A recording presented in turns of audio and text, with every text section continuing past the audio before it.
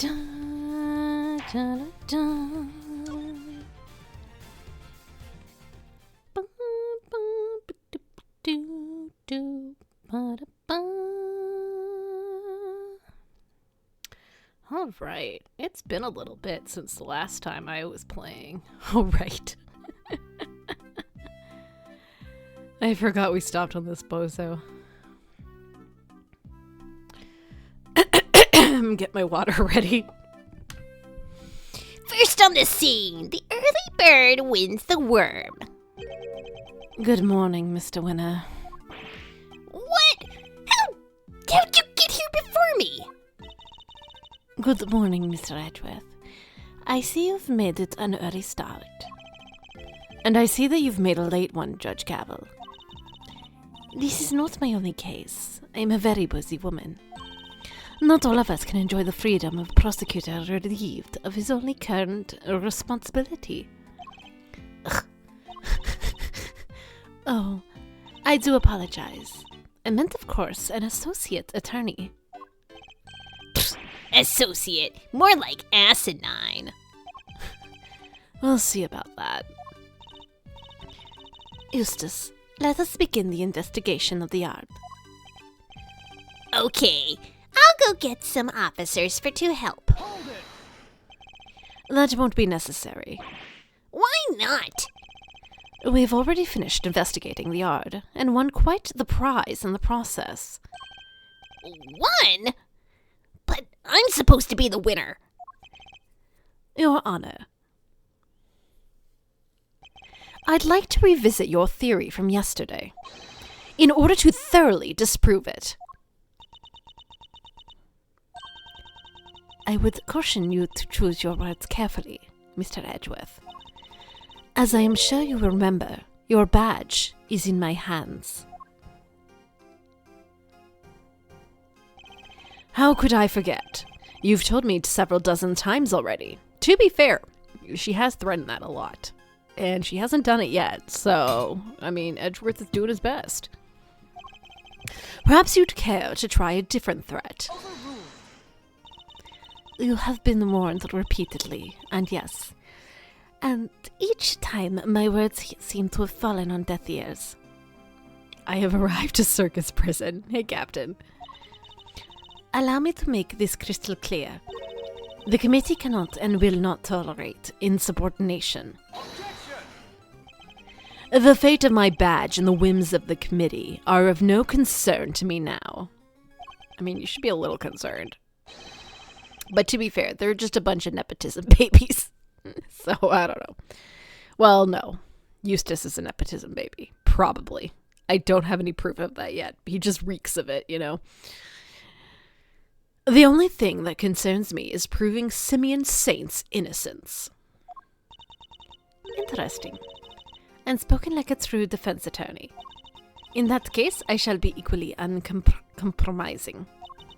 In the name of the good goddess of justice, I will strike down your case without mercy.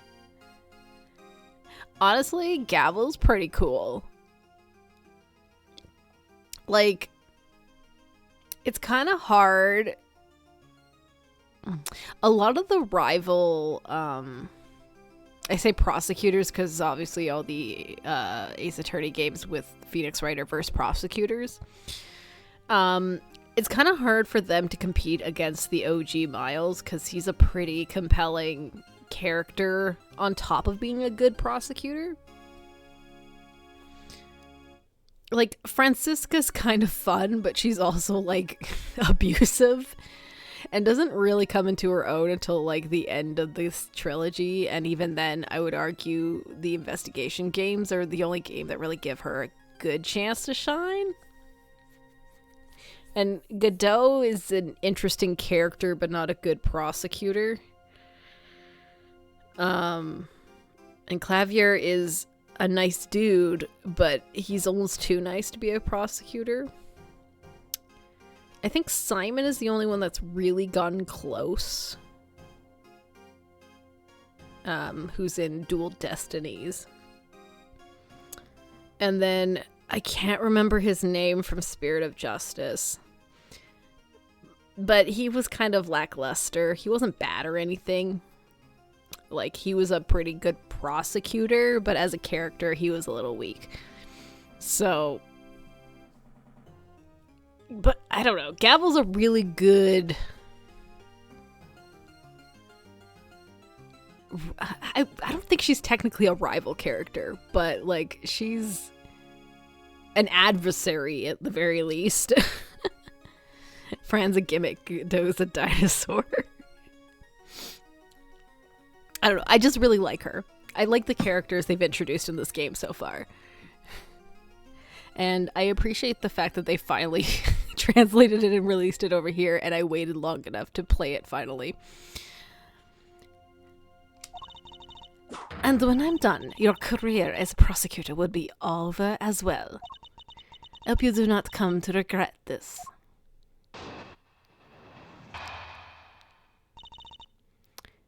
Judge Gavel's theory.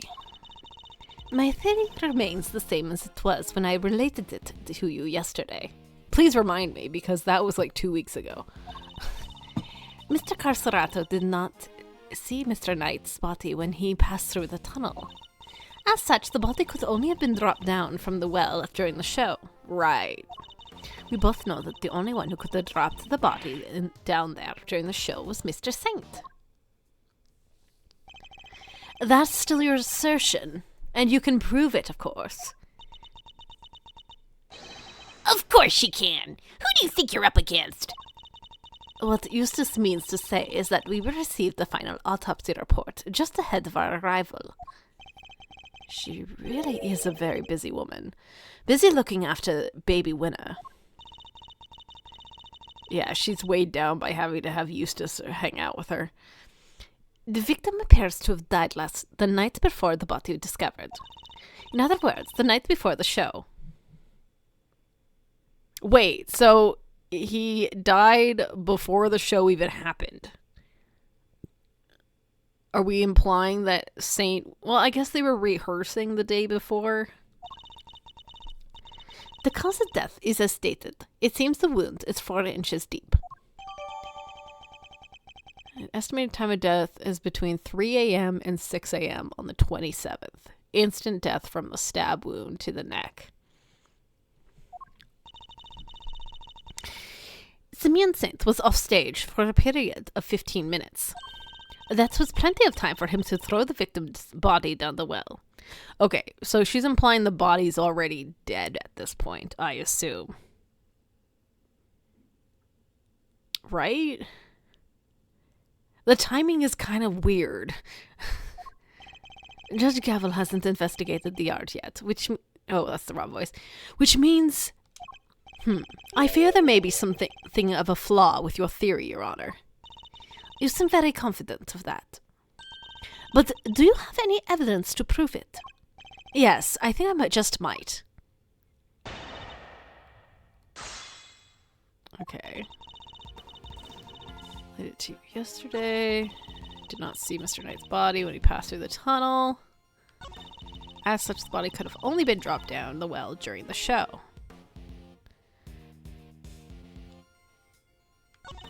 We both know that the only one who could have dropped the body down there during the show was Mr. Saint. Okay, but like... the amount of time... How long was this show? Because... dude found his body in the room. Okay, anyway, let's just start pressing. The theory being Mr. Saint was the killer... the theory being that Mr. Saint was the killer. You're certainly clinging to that rather stubbornly. And can you certainly cling rather stubbornly to the idea that Mr. Saint wasn't the killer? Do you have any conclusive evidence that he wasn't? Any idea who the real killer might be? I'd like to see what evidence you yourself have first. I am an emissary of the Goddess of Justice. My words are her words. But her words are wasted on you, I see. You would challenge me if I said the sky was blue. Is this a court or a cult? If you truly mean to refute the words of the divine, then come, show me your evidence. Okay. Press. Isn't it possible that Mr. Casarato simply failed to notice the body?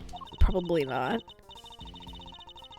Assistant to the Associate Attorney, you have not been through the secret passage, have you not? You have been. Whoa, how'd you know? I noticed mud on you yesterday. On that charming key in your hair, to be precise. That's incredible. You could be a great thief with eyes like that. Answer me truly, in the name of the goddess. Would you or would you not have noticed a body had been present? Well, I guess I would have. There you have it. Mr. Casarato didn't see a body, which means there was no body there to see. Could all get dropped down during the show. Hold it. Could you talk us through your reasoning on that a little more? The day before the performance, Mr. Knight borrowed the keys from Mr. Casarato. Right. Or more specifically, the key to his cell. Mr. Knight then used the key to leave his cell and enter Mr. Saint's cage. Mr. Saint took Mr. Knight to the yard in that cage, and that's where he killed him. The following day, Mr. Casarato crawled his way through the tunnel, but there was no body there yet. Wait a second, that doesn't add up. Mr. Casarato smelled the sweet smell, so Mr. Knight must have been in the tunnel already. No, his body did not pass through the tunnel until some time after Mr. Casarato crawled through it. Mr. Casarato used the tunnel right around the time the show was starting.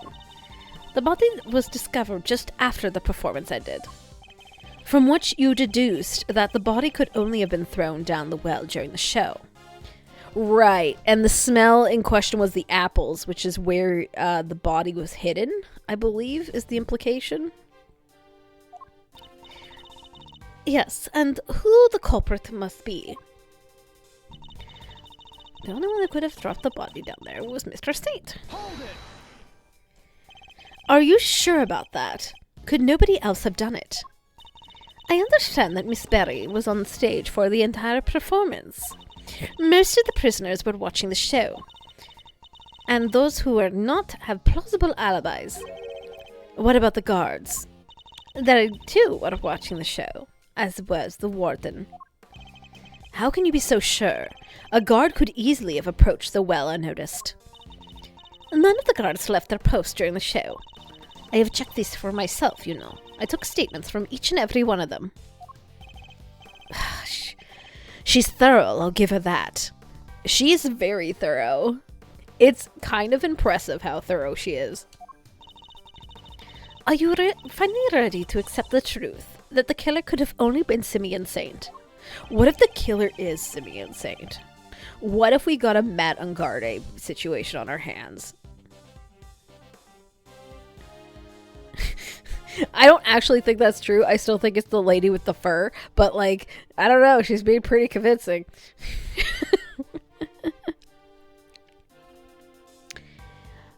Judge Gabble hasn't carried out a full investigation of the yard yet. Which means we got an advantage for a change. I should review the evidence gathered during our investigation of the yard.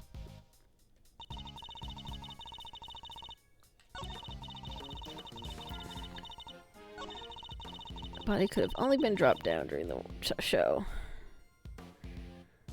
Okay. Is the idea the trick? Am I supposed to...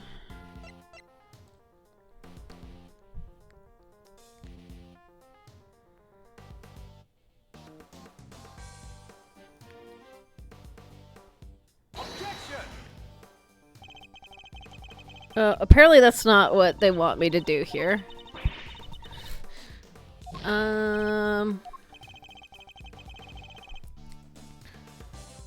Okay.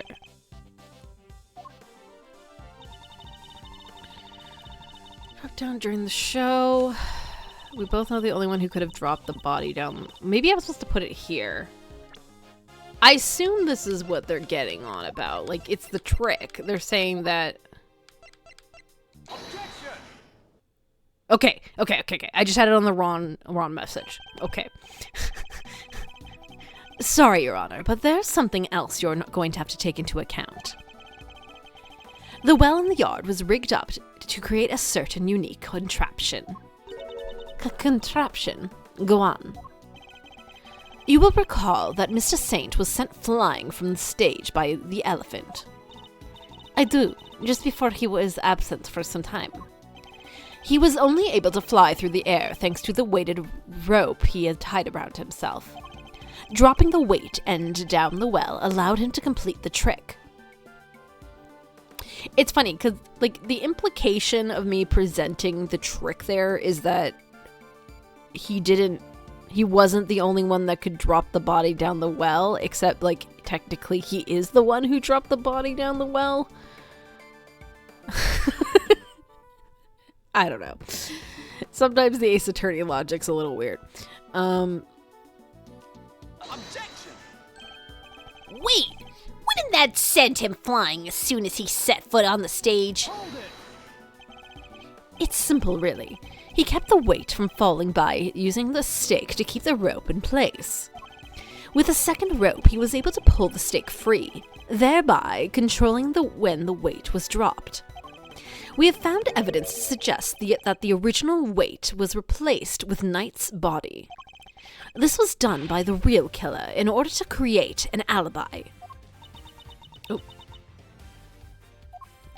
The estimated time of death tells us that the murder took place early in the morning. The killer could have tampered with the contraption in the time between the murder and the show. Objection! I guess the idea is because it only dropped down because of the stunt and not, like, because he himself dropped it. It could have been more people. That's okay. I understand. You're saying that Mr. Saint himself set the contraption up, right? Well, then, who do you think is the number one most likely person to have used it to dispose of the body, Even you must see how this looks. If Mr. Saint was the killer, we could have simply done as Judge Gavel theorized, without these extra steps. Miss Barry. Yes? Does anyone else know how Mr. Saint's trick works? Well, let's see. We had to get the prison's approval on what we were going to perform. So, I don't think Simeon's the only one who knows. And there you have it. Oh, that's more proof that's probably the warden. Overruled. Oh, interesting. You certainly have been diligent in your investigation. And yet, I fail to comprehend your actions still. Why do you not work to do what is right? Or is what I'm doing wrong? If so, who is it that deems it so? How can you not grasp even that? How can you not see that what you're doing is wrong at this very moment? You're a prosecutor, and yet you aid the defense. I mean, you fired us, so of course we are. This flies in the fly. Wow, that's hard to say. This flies in the face of common sense. You are breaking every rule in the book. I think only of what is right and just, and act as I see fit in each situation I am confronted with. This is the path I have chosen, and whether you can comprehend that choice is immaterial. But if you mean to stand in my way, I will fight back with all that I can bring to bear. Is that the right form of bear?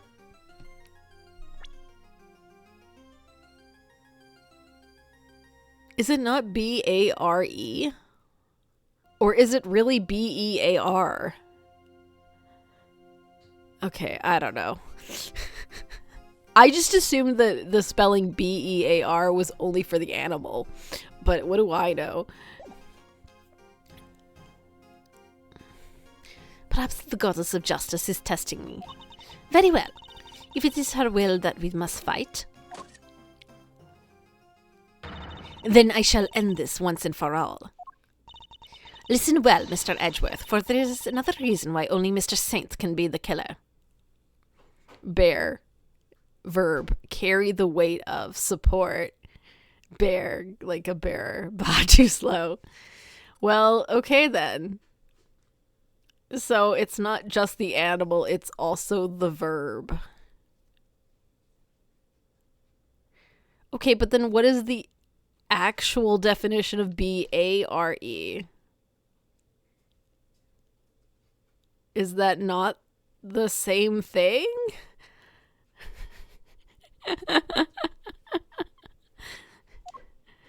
Wield. Okay, sure. So you only use B-A-R-E when you're like wielding something, and then you use...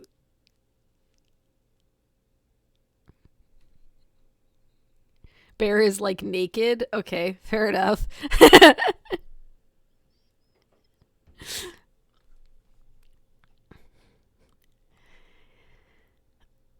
Why Saint is a suspect. It's a weird conversation. It's just kind of a funny thing. Bear is still wheeled with B-E-A-R. Okay, fair enough.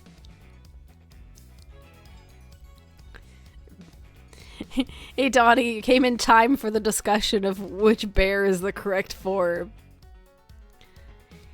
If the body was moved from the yard to the workshop, then Mr. Knight must have first been brought here to the yard from his cell. The only person who had the opportunity to do that is Simeon Saint, and thus he remains the only plausible suspect. Mr. Saint took a cage with him to Mr. Knight's cell, but why would he do that? Why take such an unwieldy object all the way from the holding cells? Yeah, it is pretty sus. Oh no, case Gen Z is showing again. But we've all met Mr. Saint. That's exactly the kind of thing he would do. It's entirely plausible that he took the cage with him out of an absent-mindedness and nothing else. And then we get We Bear Bears, and you open a whole other can of worms. It may be plausible, but it is none more or less plausible than him having helped Mr. Knight escape. I need some real solid evidence if I'm going to get her to budge. Why Saint's a suspect? If the body was moved from the yard to the workshop... Hold it! You seem to think that Mr. Knight was killed here in the yard. When do you think he was brought here? Sometime between midnight and 8 a.m. the day of the show. I was technically here for like 10 minutes, but I had to go away prepping my jalapeno popper dips for tomorrow's function. Folks are at home are going gaga for it, so I hope it isn't just my family's love that makes it a hit.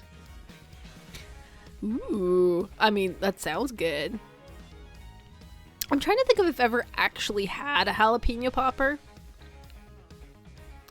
Because, like, I've heard of them, obviously, but I don't know if I've actually had one. Is it just like a breaded jalapeno with, like, cheese in it or whatever? I assume there's cheese in it, because of course there is, but I doubt it's just a jalapeno. You've got good taste. I'm sure it'll go over well. Yeah, I mean, from the food you've described, you prepped in the past. I'm sure it's yummy. It could only have been during that time. Jalapeno stuffed with bacon and cheese and stuff. It does sound yummy. Can't go wrong with bacon and cheese, though. In other words, between the end of the rehearsal and the start of the performance. Right, there was a rehearsal. Yeah.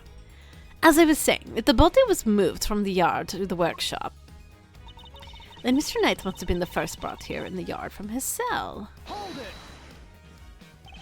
Was there really no other way he could have come here? Mr. Knight was awaiting trial. If he he, a random non-inmate, had openly entered the prison proper, he surely would have been noticed. And presumably none of your witnesses have testified to having seen such a thing? Precisely. Praise be to the goddess of justice for granting you this insight. So, as you will agree, it can only be that Mr. Knight has brought over here in secret. Oh, you can absolutely go wrong with bacon and cheese. Is that so, Bubbles? But this is reversed where the cream cheese dip is full of jalapenos and bacon. Oh, fancy. Hold it. You're certain nobody else had the opportunity. Need I remind you that we are in a prison? The entire facility is monitored at all times. Anything out of the ordinary would have been spotted. Hold it. But Mr. Saint was under the same scrutiny, was he not? The warden had granted the members of the circus troupe special access. As a member of that troupe, under supervision of Miss Berry, he is the only person who is free to wander where he willed. It seems you've forgotten something, Your Honor. Forgot is not a word in my vocabulary, Mr. Edgeworth. Man, she goes toe-to-toe with you. Very well, then recall this fact, if you will. You claim that Mr. Saint is the only person who is free to walk around the prison. But there was a brief period of time on the day of the crime in the prison. There was a brief period of time. A time when it would have been possible for anyone to move through the prison entirely unmonitored. Oh, right, the blackout. What do I have to show? There was a period of time in the day when the oversight was limited. The blackout! Is it this thing? No. This one? No, wait. I need the video. A 3-hour gap in the footage. Take that. That should be enough, right? Yeah, okay. Good. I feel like Gavel would have sold the whole Joan of Arc bit better if she had her shape bowl cut. Fair enough. Mr. Saint is far from the only one who had the opportunity. Which opportunity are we talking about again? We'd previously established that the time codes on the security footage was off by 3 hours. And from this we can deduce there must have been a power outage last night for that length of time, during which anyone could have moved around the prison undetected. Do you mean to say that our killer intentionally created a 3-hour gap? That it was no simple camera malfunction. Is that even possible? It is if it was the warden. It was completely possible to create a 3-hour gap using this. I assume that's the power switches. Yeah. Take that. Our investigation of the art turned up something rather interesting. A panel of breakers, one of which can be used to cut the power to the security cameras. We'd also learned that the door to the power room may have been opened at around the time of the murder. What? Such a shame to see one so capable fall so short of the mark. Mr. Edgeworth knows what he's doing. Then how does he explain the lock on the power room door? Oh yeah, it was kind of locked up tight. Except if you have the key. Alright, this twerp, week off from you streaming, made me blissfully forget Eustace, the scrappy two of antagonists. Yeah. Honestly, I should have given him a different voice, but also at this point I think it's too late. But maybe it's good that, like, I doubly dread him because also voicing him is annoying. And the warden's the only one with the key. Those breakers are vital to the prison's infrastructure. So I very much doubt that anyone could have gained access to the power room's keys so easily unless they're the warden. It's never too late to make a new mistake. I can pretend that he's only going to be relevant for this case. I know that's a lie, but I can pretend. No, but the one person could have. No, that's the wrong voice. No, but one person could have. I beg your pardon. And that person, the killer, had easy access to it, in fact. And what's more, their position here is such that nobody would dare question them. Its writing crop is a sad reminder of a better times with Francisca. I hope Francisca comes back soon. I'm sure she's in one of these cases. I don't know if it's the next one or the one after, though. She must show up in the finale, I imagine. I'm sure everyone does. What? There's no one like that. The breaker to the electric fence is in there. They would be questioned in an instant. There is only one person who meets this criteria. I can hardly believe it myself, but I have to follow where the logic leads. The person who had access to the power room key was Fifi Lagarde. The real culprit is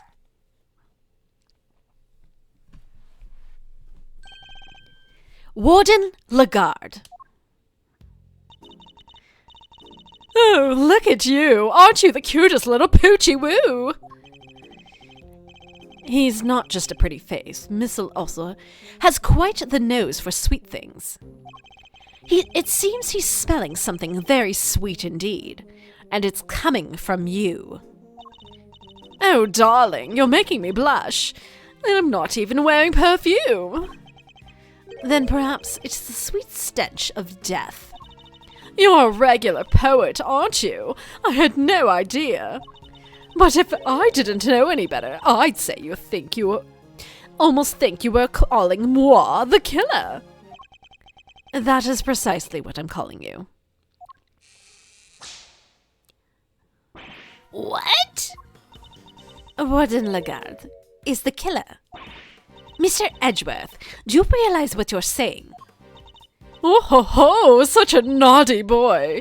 How could he suspect me, I'm the one in charge around here. She's kissing the fox on the mouth. I mean, she loves animals, don't get it. So, like, that's a point in her favor, but she's also still wearing fur.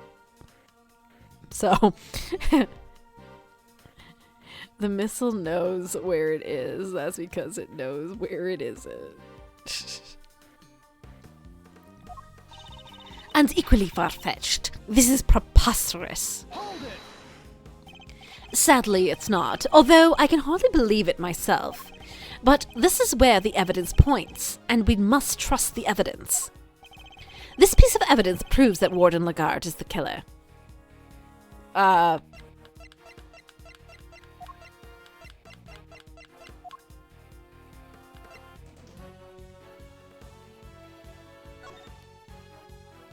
Is it this?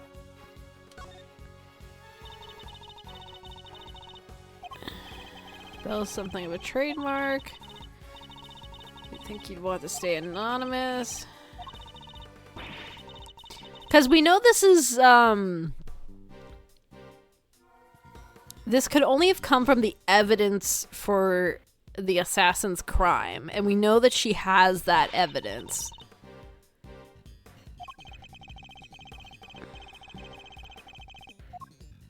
But I'm not sure. Where's the giant Mansley? Oh, maybe I have to click this bell specifically? Okay, let me just double check everything else. It's definitely not that.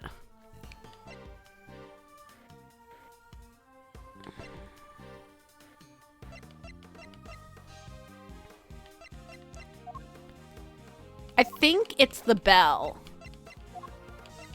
Take that. No, it's apparently not the bell. Darling, please, this is your evidence. It has nothing to do with me whatsoever. I mean, it does, but... Missile smelled something on Lagarde just now. Whatever it could be is the key to this case. Oh, why does she smell sweet? now I have to rewatch Iron Giant. You're a hoot, Mr. Edgeworth. Really you are. But can we dispense with the jokes now, This is no joke, Warden. You're the killer. Really? Well, could you at least try to present some plausible evidence? This piece of evidence proves that Lagarde's the killer.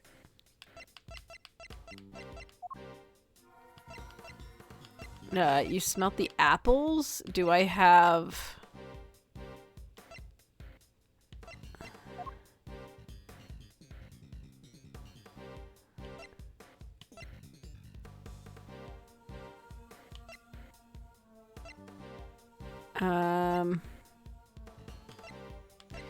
Oh wait, is it like on the body because it has a sweet scent? Okay, is this what they mean?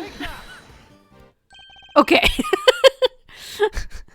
I'm like, do I have evidence? God, I can't keep playing these so far apart. I need to be able to remember what I found. Your scent betrays you, Warden. And here is your accuser. The police dog. We had him track a sweet scent that was lingering around Knight's body back when it was first found.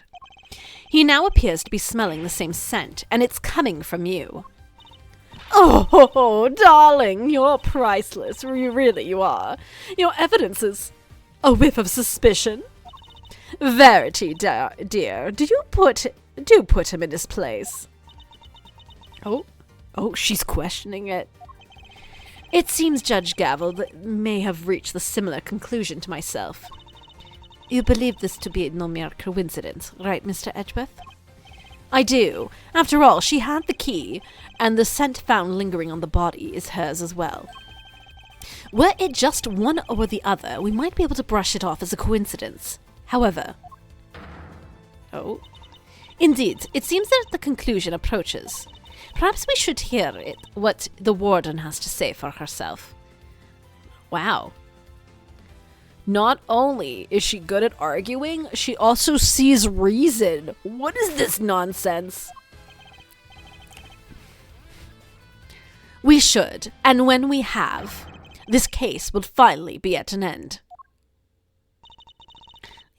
You're all being simply awful. Stop looking at me like that. Me, the killer? How could I possibly do such a thing?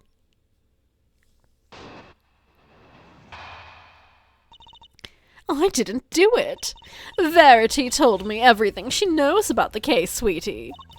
The victim died in his cell, so by your logic, I would have had to kill him there. But how am I supposed to have moved the body, especially as I've never went into the prison? I was too busy with work, you see. I was cooped up in my office until right before the show began. I'm gonna go order nachos and hot dogs because that looks like a concession. Check if you like. You won't find a record anywhere of my having entered or left the prison proper. I haven't the first idea what the harebrained theories you little scamps have cooked up, but I'm innocent. There's simply no way I could be the killer. Give me a break. Missile doesn't lie. Don't make it hard on everyone and just come clean. Oh dear, I'm afraid you are the one making things difficult. As I just said, I never went into the prison. If you think I'm lying, go check the records. She clearly wants us to check those records, which means they won't help us. We'll just have to find another way of getting the truth out of her. I mean, she went during the time there was no video cameras. That's unhelpful. The jacket is big enough to hide more bodies than a Hitman level. ECJ. I've always been a little interested in Hitman. Are those fun? Like, has anyone here played Hitman games? Please, Mr. Edgeworth, stop being a big silly. You've made a boo-boo and you know it.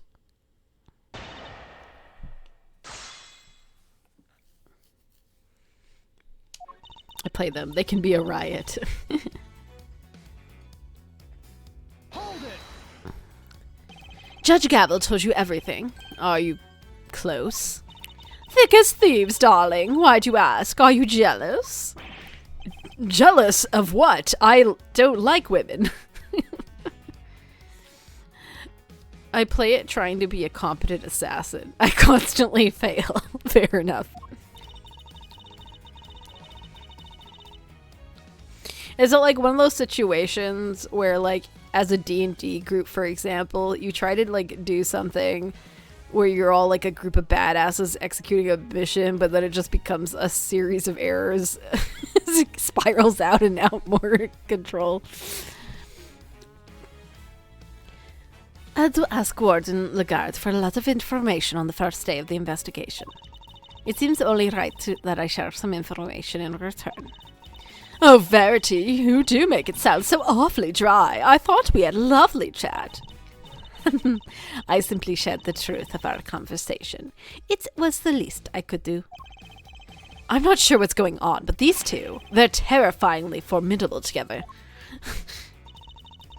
The times I have streamed it via Discord, it was a comedy of errors that would make Mr. Bean go, Jesus Christ, get it together. No witnesses to see you. No witnesses to see you. I prefer blindly fumble this to success like Mr. Magoo. Fair. Hold it. The murder took place in his cell. You seem very happy to accept that. And why shouldn't I be? It seems the most likely place for it. Oh, that's the wrong voice. And why shouldn't I be?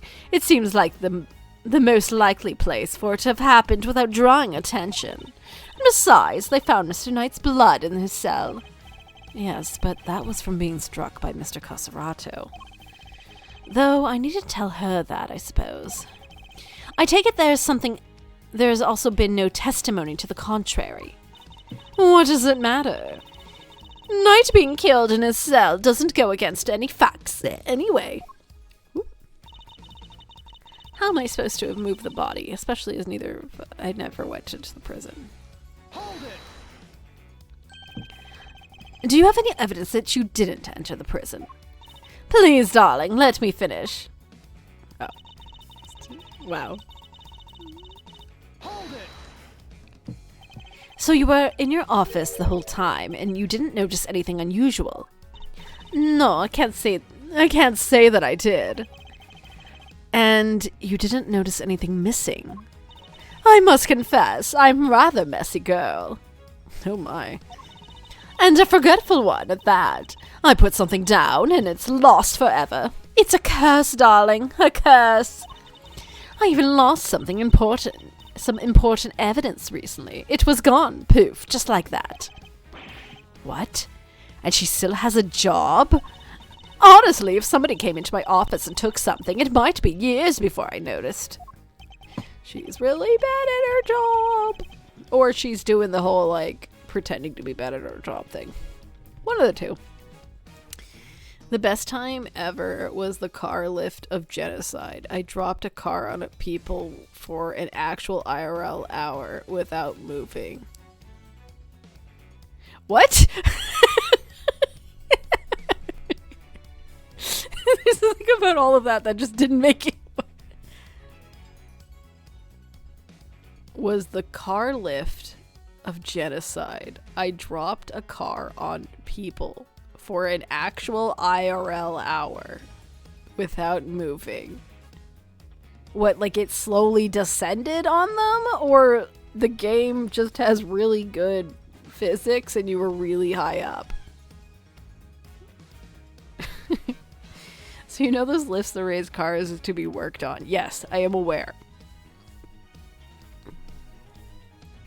Seems like I need more than a power room key to expose her. On the day of the murder, I was working in my office. Oh, and looking for something I'd misplaced. Even if I'd had a reason to go into the prison, I simply wouldn't have had time. Hold it. So, it's a trap in Hitman. Every time it's used, it resets. So I sat there hitting the button, and people kept walking under it.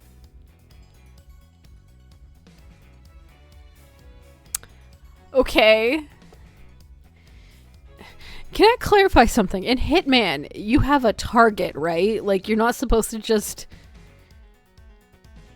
wanton murder people, right? Like...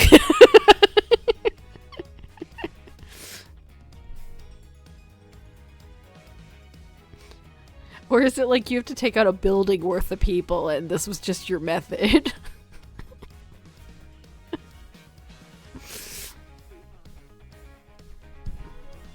I got him eventually. Okay, Captain. Sure, maybe you didn't go through the main prison entrance. But what if you took another route? Oh, come now, sweetie. Surely you don't mean that awful, filthy tunnel they discovered. Why, until yesterday I had no idea it even existed. No, I had another way, I'm certain of it. The route that didn't require to go through the main entrance or the tunnel. The route you took they went through this location. The yard. Take that! Through the fence. Warden, you took Knight from his cell and brought him into your office, which just happens to be connected to the yard. If you had a way through the fence, then you would have been able to circumvent both the entrance and the tunnel. A good start for creativity, darling. And how would I have gotten through the fence? An extremely high fence, topped with razor wire and thousands of volts of electricity going through it. Yeah, how is she supposed to go on through that, There's a door. The fence's electricity supply can be cut off from the power room. And only you had the key, Warden. No one else, no one but you could have done it. Utterly ridiculous. The power room is on the prison side of the yard. Warden Lagarde was on the detention side. How would she even have reached the power room? Exactly, Verity, darling. Well, clever puss. You've dug yourself a real hole now. People just called you clever puss. Okay. Collateral damage. The other 3 people I had to try for. If there is no record of Warden Lagarde having entered the prison proper, then the idea that she could have shut off the fence by using the breaker is out of the question. But there must be some way she could have done it. Take a deep breath, big guy. Lose your cool, and you've lost everything. But if I don't find a solution, she might still wiggle out of this. Hey, I said take a deep breath, not freak out and completely lose your cool. There's nothing to be gained by banging your head against the same wall, yeah? No matter how you look at it, Warden Lagarde couldn't have done it alone. She had an accomplice. Mr. Edgeworth, if you... You aren't doing yourself any favors by obstructing justice with your silence. That was a reflexive objection. But now that I've yelled it, if I don't come up with an answer, it's all over. I have one more thing to add, if you'll permit me. It's something that explains how the warden could have shut off the breaker from the wrong side of the fence. Yes, because it's not impossible as it seems. Did she send her fox? What enabled her to shut off the breaker? Her position, an accomplice, the time of the murder. An accomplice. The time of the murder? He outright stated that she couldn't have done it alone, so I'm going to say an accomplice. She couldn't have done it alone, but what if she wasn't alone? Oh, now we're talking. Way to flex the old gray matter, kiddo. I appreciate the mention of gray matter. Very Hercule Poirot. Get to use the little gray cells. I believe that Warden Lagarde had an accomplice. Enough. You disappoint me, Mr. Edgeworth. What do you mean? Mr. Edgeworth said nothing wrong. The inmates of the prison are all issued with security bracelets. Yeah, Sawitz doesn't work. And the ones that raise the alarm if the people go where they're not supposed to. I see you've realized your error, and we are, of course, within the prison grounds, where not only are the bracelets worn, but even the guards surveil each other for signs of wrongdoing. And despite all that, no one noticed Mr. Cosserato's escape. The only ones who are free to roam are the animals, and they most certainly could not have operated the breaker. No, so our accomplice must be human. Then who did it? Given that it cannot have been a prisoner or a guard. It was a prisoner, actually. Also, I only just now noticed all those birds behind Gavel's head there on the prison wall. I wouldn't be so quick to rule that out either, Your Honor. The fact is, there is one person, someone whose movements weren't restricted. And I have just the evidence to show who that free-roaming person is.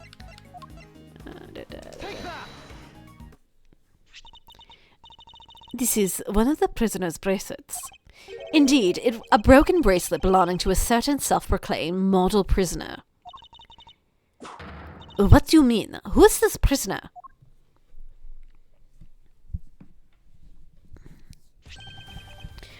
Honestly, I didn't think Frank saw it was going to be in on it, but sure. I mean, he had the whole broken bracelet thing. It had to come up at some point.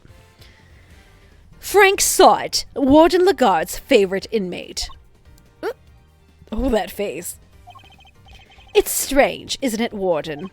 That he was able to keep his broken bracelet hidden and wander freely around the prison all the while. That's pretty funky. And I don't mean in a good way. It couldn't be the case that he was permitted some sort of special leeway, could it? Although you are in the habit of giving such leeway to certain others. Bohidharma Canis, for example. Mr. Edgeworth, that's pure speculation. In that case, why don't we ask Mr. Sott himself? I'm confident he will confirm for us that he and Mr. Warden Lagarde were accomplices in this crime. If the two of them had worked together, a certain route to the prison becomes viable. A real route by which Knight was moved from his cell to the prison proper. And then he was the one who found Knight, obviously, and reported it, so... So parrots are only assholes because of natural environment. They are quite gregarious. An animal as intelligent as a parrot being locked in a cage indoors with only a few humans is maddening to them. I believe that.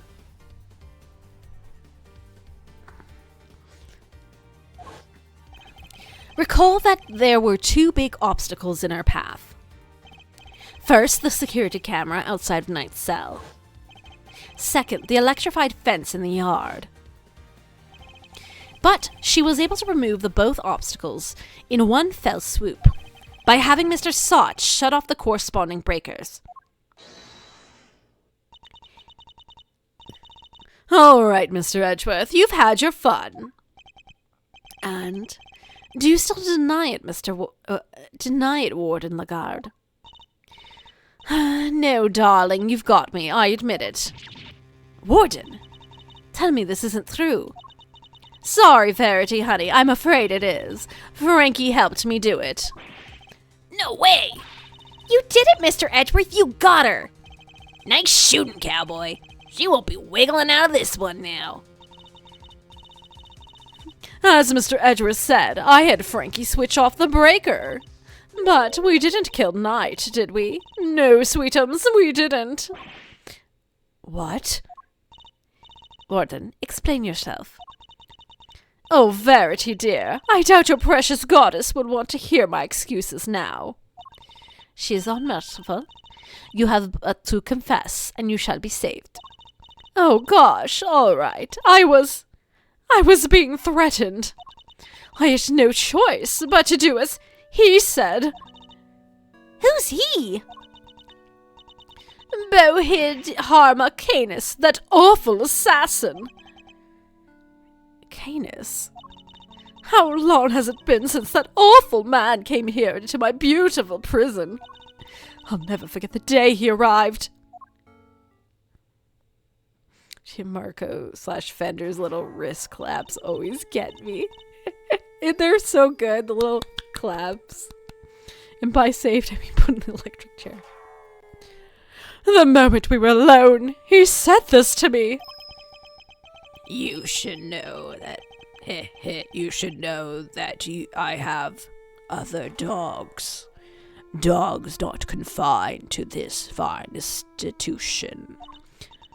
Others? Yes, very loyal dogs. Dogs who will do anything I ask for them. Of course, he wasn't talking about real dogs. He was talking about his very human cronies. And then he said one last thing. I would recommend you take care of how you treat me during my stay here. I wouldn't want to have to set my dogs on you or your precious family. I had no choice. I gave him that cell. I gave him everything he asked for. Everything? Wait, is that how he became the fixer? Yes, darling, I obeyed his every command, and smuggled in for him all he wanted. Eventually, I brought dear sweet Frankie into our little conspiracy. He agreed right away, of course, because I made things easier for him, too. So you were smuggling contraband? How exactly? Once a week, late at night, Frankie would shut off the breaker. That allowed me to go from my office into the yard without being seen by the cameras. Then I simply dropped the package down the well on the prison side and went back through the fence. When the warden is smuggling the goods in for you, a pretty sweet gig for Cadus, yeah. Hey Chris, welcome back. Each one of them spritz with a little of my perfume. Okay, so it wasn't the apples that was the sweet smell, it was the perfume, apparently. Okay. So that's what the sweet smell was. Yes, it was a signal for Canis's dog. Which is why the dog grabbed the body, because it smelled okay, understood. When he picked up the scent, he would fetch the packages and bring them back to his master. We had to make sure Rocco wasn't in his cell at the time, of course.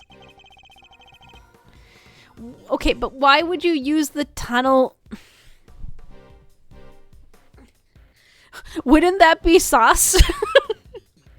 How did you had to take Rocco out of the cage every time you wanted to use the tunnel?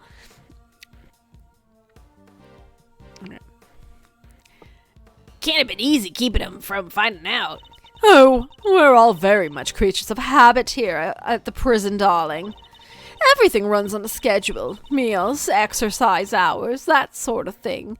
We knew when he wasn't there. And that adorable little bear of his freezes with fright at the sight of Cadus's dog, poor thing. So there was no risk of him raising the alarm, either. She has oversight over everything here at the prison, which made her the perfect mule. With her on his side, Canis couldn't fail. Frankie would sneak out again early in the morning to switch the breakers back on, and our work was done. Apart from fixing the time codes of camera, which I would do later, when I got the chance. You have shared a great deal, Warden. The goddess of justice will surely take your honesty into account. I've been the most dreadful fool. I know I have. I'm supposed to be the one in charge. The day Knight's murder was also the one of our delivery days. I'm gonna say voicing Lagarde here is making me want to voice some kind of like, oh my darling kind of character. And so Frankie, bless his heart, did his usual work with the breakers. And there was no package for me to deliver that day. So I didn't go out into the yard.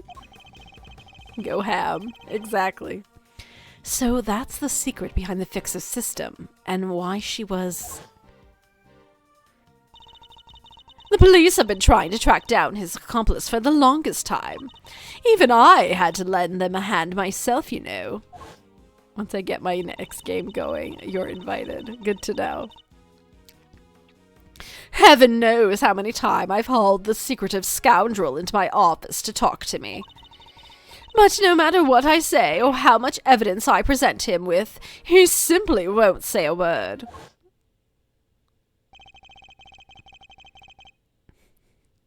I want to see that. I suppose I could have, like, Valora go through, like, an acting stint. And that could be her stage voice. So I could stop doing my bad kind of southern accent. That's why you were interrogating Mr. Canis over and over. Exactly. I was trying to track down this horrible hench people of his. Logan puts on one of his 10 guns to his head. Look, if Laura hasn't driven him to it yet, I don't think anything is going to. I borrowed everything the police had on that rotten scoundrel. I watched his every move, intercepted every letter he wrote. His letters? Then I suppose she must know about his correspondence chess game, too. But no matter what I did, I couldn't turn up any clues as to who his underlings were.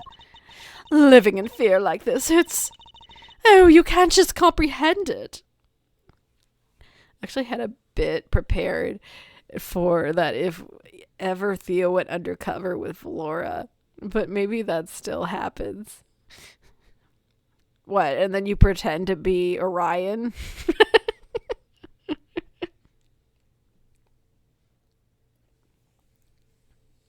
You guys are just each other's identities. You're hanging out with me.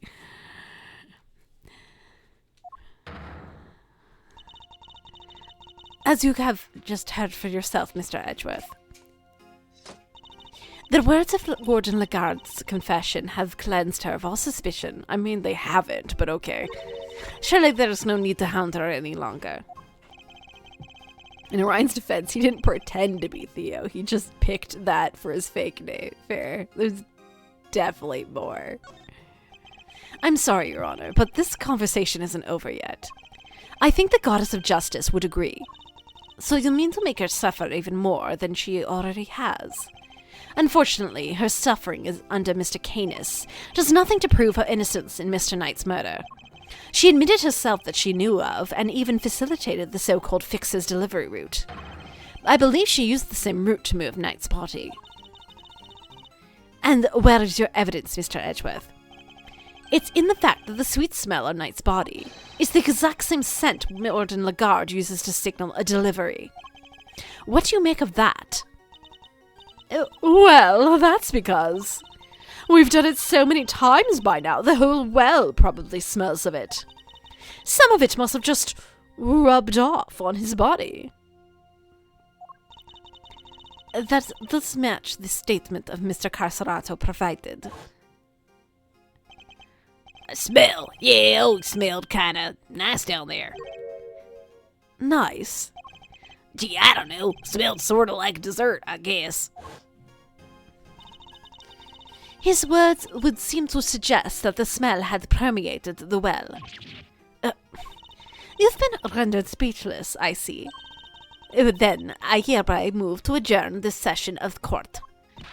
No! What do we do, Mr. Edgeworth? What can I do? Is this as far as we go? Finally, so we're actually done? Yes, Eustace, it seems we are. By the power vested in me in this court, is adjourned. Uh-oh. Hold it! Da, da, da, da, da, da. Who was that? It was Fender! Come on, Judge G. Things were just getting good. Fender! Are you objecting to my adjourning of the session? Heh heh. No, I would have shouted objection if I wanted to do that. Eddie! Yeah. And his song. Honestly, if I just want to hear his song.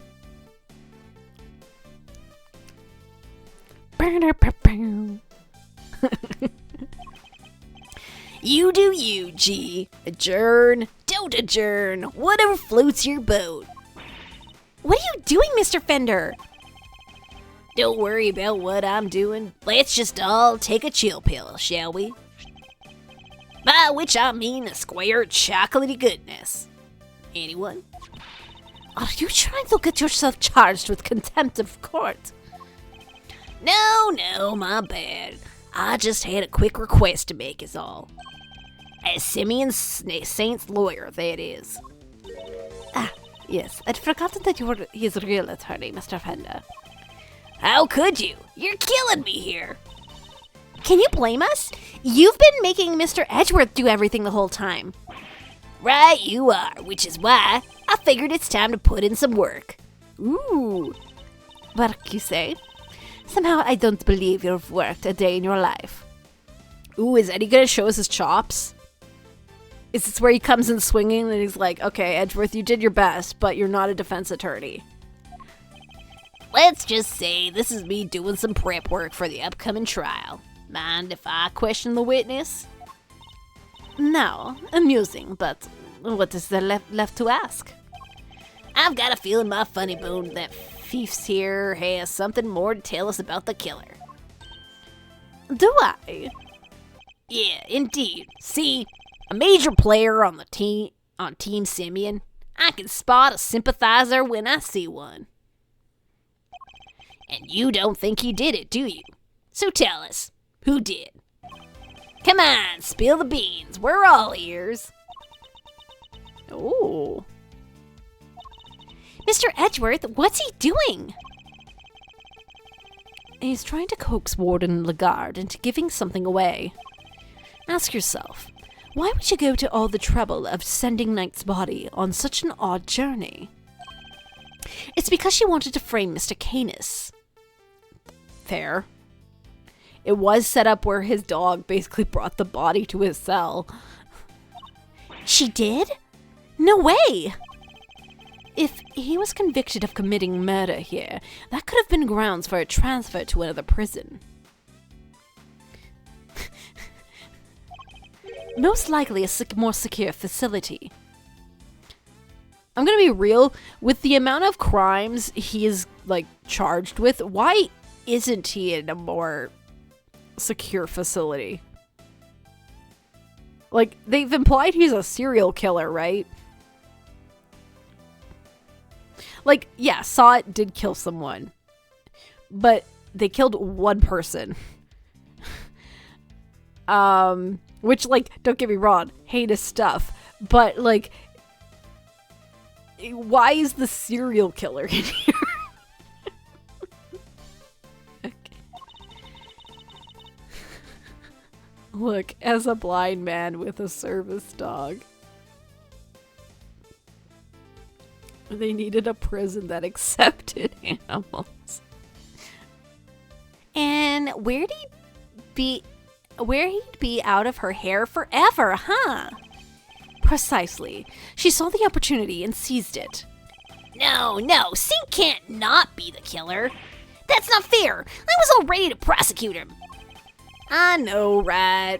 But maybe we should find out what she thinks first. Don't want to get the wrong guy, yeah? Nice! Now Mr. Winter has to go along with it too! Well, Warden, are you happy to testify further? Of course! How could I refuse a silver-tongued devil? Eddykins, you have such a way with words. Just doing my job, Fief. Besides, one can't tell the truth without telling the whole truth, can one? I'm simply dying to tell all. Verity, darling, do as you'll tell. Do say you'll let me. As you wish. Court is unadjourned. I can't believe you pulled that off, Mr. Fender. Well, me neither. Thank you for your timely intervention. Hey, it's the least I could do. Kay's not wrong. I've been leaning on you hard. Besides, defense never rests. Am I right? Simeon's depending on us.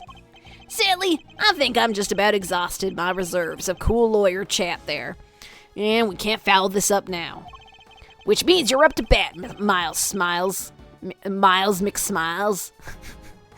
Show 'em that never rest spirit. Miles McSmiles.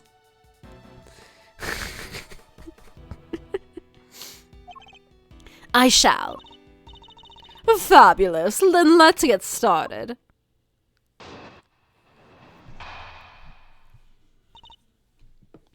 My truth. I really don't think anyone could have done it, but that dreadful man Canis. There's no telling what went on between him and the victim. Perhaps he simply took a disliking to him. He's certainly the type. But whatever the sordid details, it was him. He stabbed the poor man to death. And then he had his dog dispose of the body. That simply has to be what happened. The victim, Mr. Knight, yes? I did him the most terrible disservice.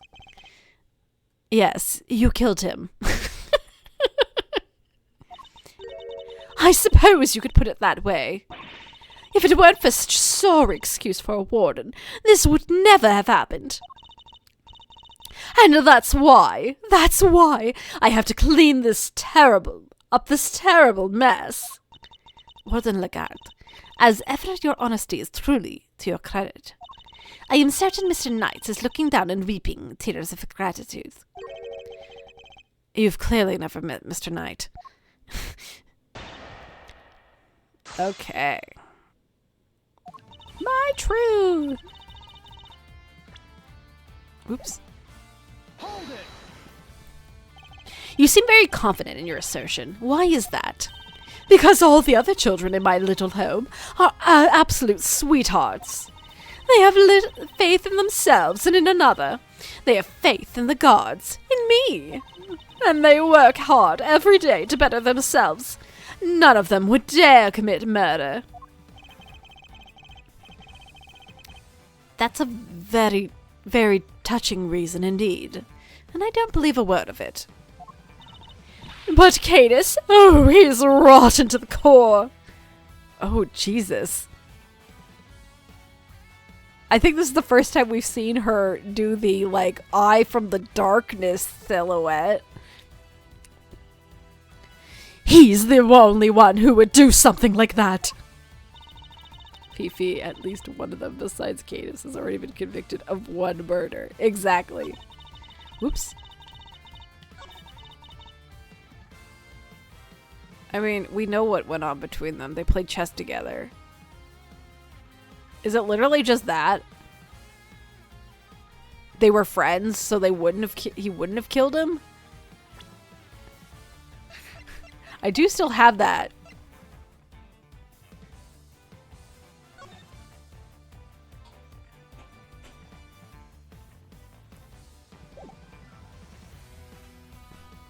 Yeah, I have HP. Let's give it a go.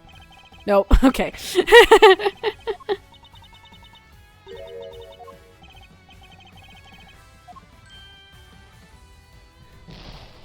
My bad. I didn't think that was really gonna do anything, but...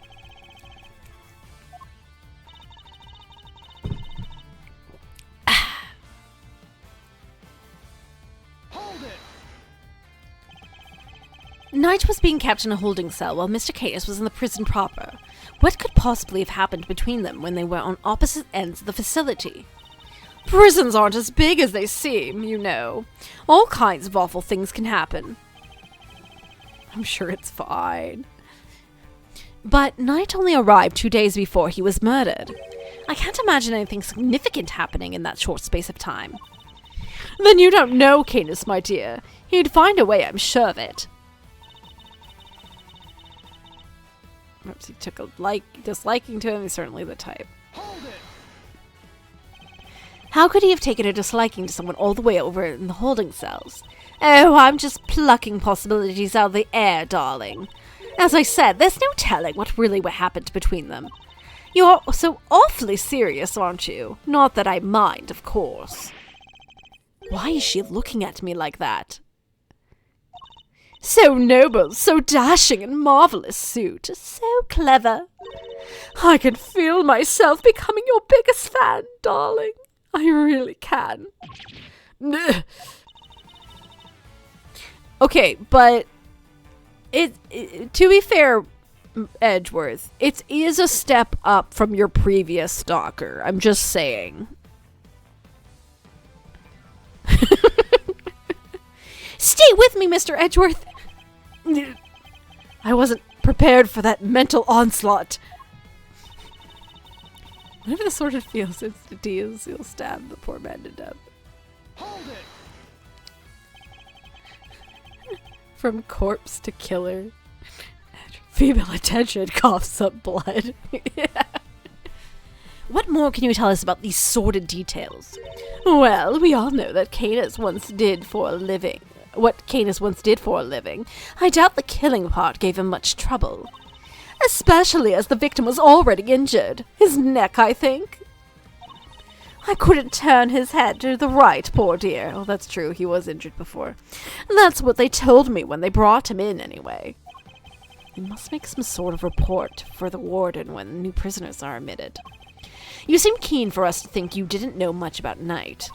That's because I didn't, sweetie. And the victim was simply a fun target to that monster, nothing more.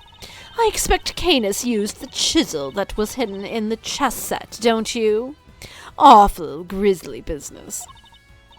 Just imagine, the man probably didn't even have time to cry out.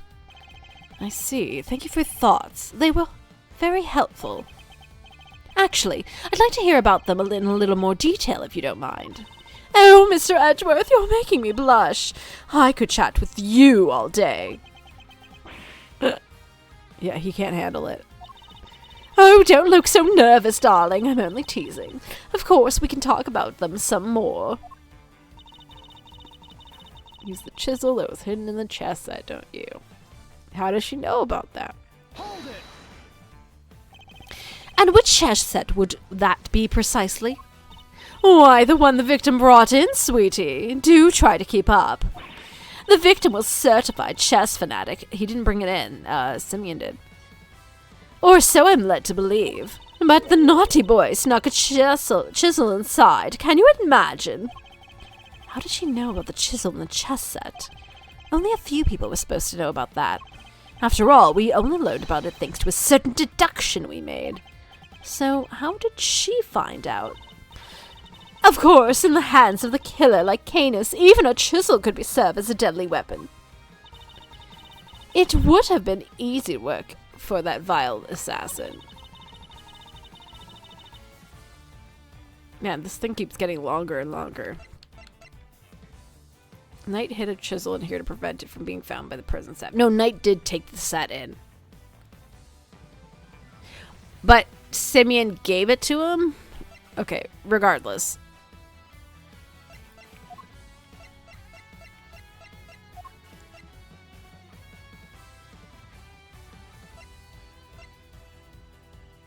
Hidden by Canis inside his dog's mouth. It has a small bell attached to it. Only two such bells exist. One was attached to Helmut the dog, the other Canis's knife, which was seized by the police during his arrest. Okay, but how do they... You know, I never actually looked at the autopsy report. Victim, Bronco, Knight, 24, cause of death, stab wound to throat, instant, wound 4 inches deep, murder weapon, sharp blade of some sort, time of death. Okay, it's pretty much what I expect there to be. Sometimes they have, like, extra pages in those reports that, like, you only read when you actually, Okay,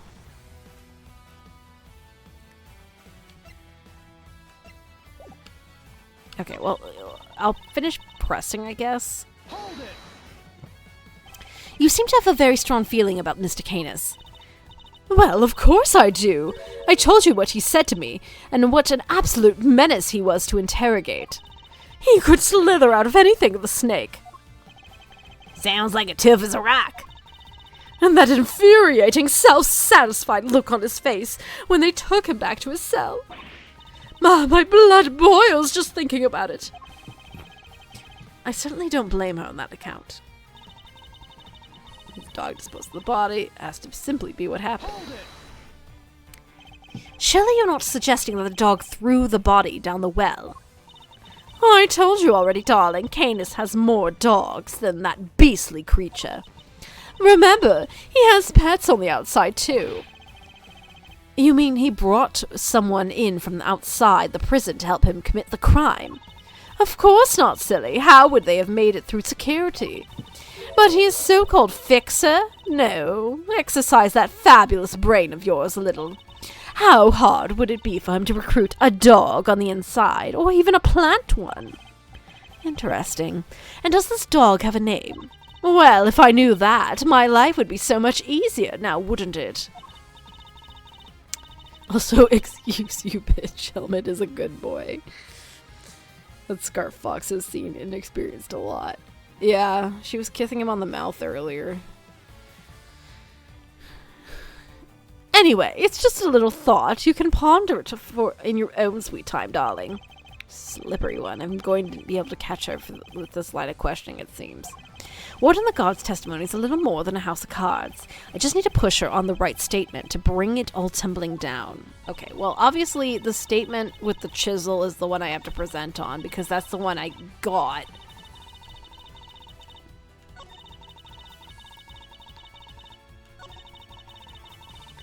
So, the fact that she knows that this chisel was in this chess set is strange. So, how did she know about it, is what we're getting at. Because we didn't know about it until recently. So, I guess since this says to prevent it from being found by prison staff, so how did she know about it? Okay, it was that simple. I think I'm overthinking these things a little bit. I do that every time. Warden the Guard, you strike me as being more careful than the image you project suggests. Oh, Mr. Edgeworth, please, call me Fifi, or Sweetie Pie if you prefer.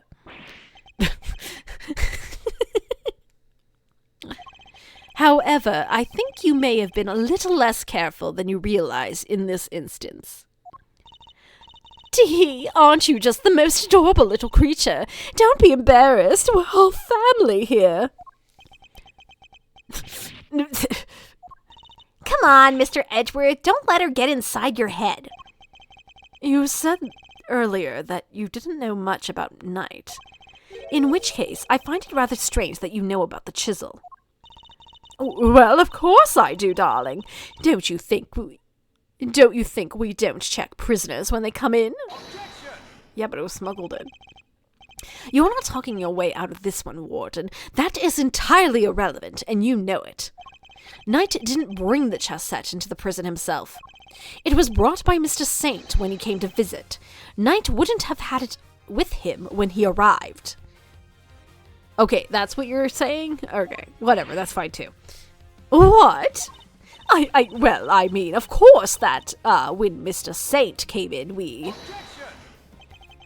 You checked him. I find it hard to believe, because you did it. If you did, that makes your story all the stranger. If you found the chisel, why did you not confiscate it then and there? Judge Gavel, did you tell anyone about the hidden compartment in the chess set? I did not. If no one leaked our findings, to be fair, I feel like Eustace would tell the world. Then how exactly did you learn about the chisel, Warden Lagarde? Because it's clearly couldn't have been you. Because it certainly couldn't have been when you checked Knight or Mr. Saint on the arrival. Indeed, such timing would imply an intentional oversight, if it had been found, yet let through. Precisely. So, Warden Lagarde, the answer truthfully this time. Where and when did you learn about the chess set? If you won't answer, then allow me. I submit that you... All right, darling. There's no need to rub it in. You got me all right. I questioned Knight. That was when I learned about the chess set. But please, you have to believe me. I did not kill him. One moment, Warden. This is significant development. The court requests that you make a detailed statement on the record. Any objections, Mr. Edgeworth? None, Your Honor. Thank you, darlings. I'll clear up this awful misunderstanding, I promise. Oh my god, stop. Stop kissing your pets on the mouth. Don't do this. Very well, go ahead, Warden Lagarde. And please, tell the truth this time. Her lies are starting to wear thin. This is my chance to expose her.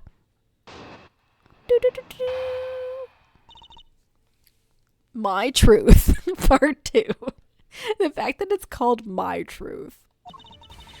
I said I questioned Knight, but it wasn't anything serious, you understand. I make a point of talking to every newcomer in our little home. Knight was no different. We just had a little chat, you might call it. And after we talked, I had him taken back to his cell straight away.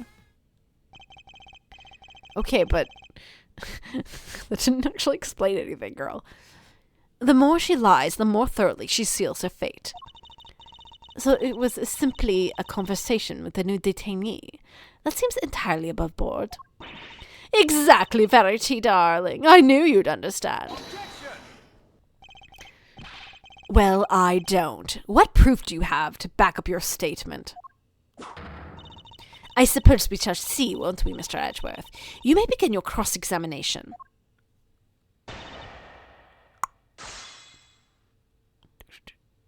Okay. Before we get into this, I'm going to take like a minute or two just to rest my voice before we dive into what I assume is going to be the finale. We're getting close there. We must, unless this is a complete red herring. But okay, I'll be right back.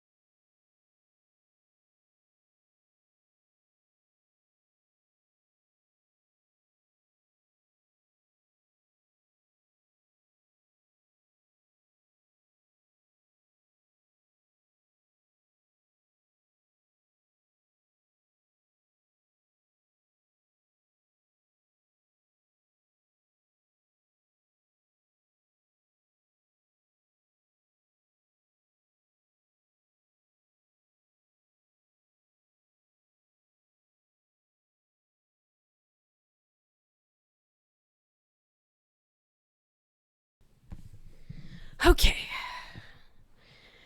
Stretch. Side to side. Let's do this. Okay.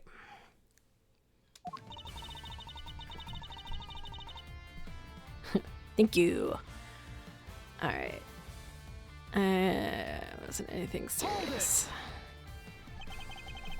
So, am I right in assuming that you talked to Knight the night before the show? Stupid being older and needing to stretch. I do need to stretch frequently. I feel like an old lady all the time. And I will grant you, I'm pretty bad about, like, keeping active, so... Abandon mortality, embrace digitization.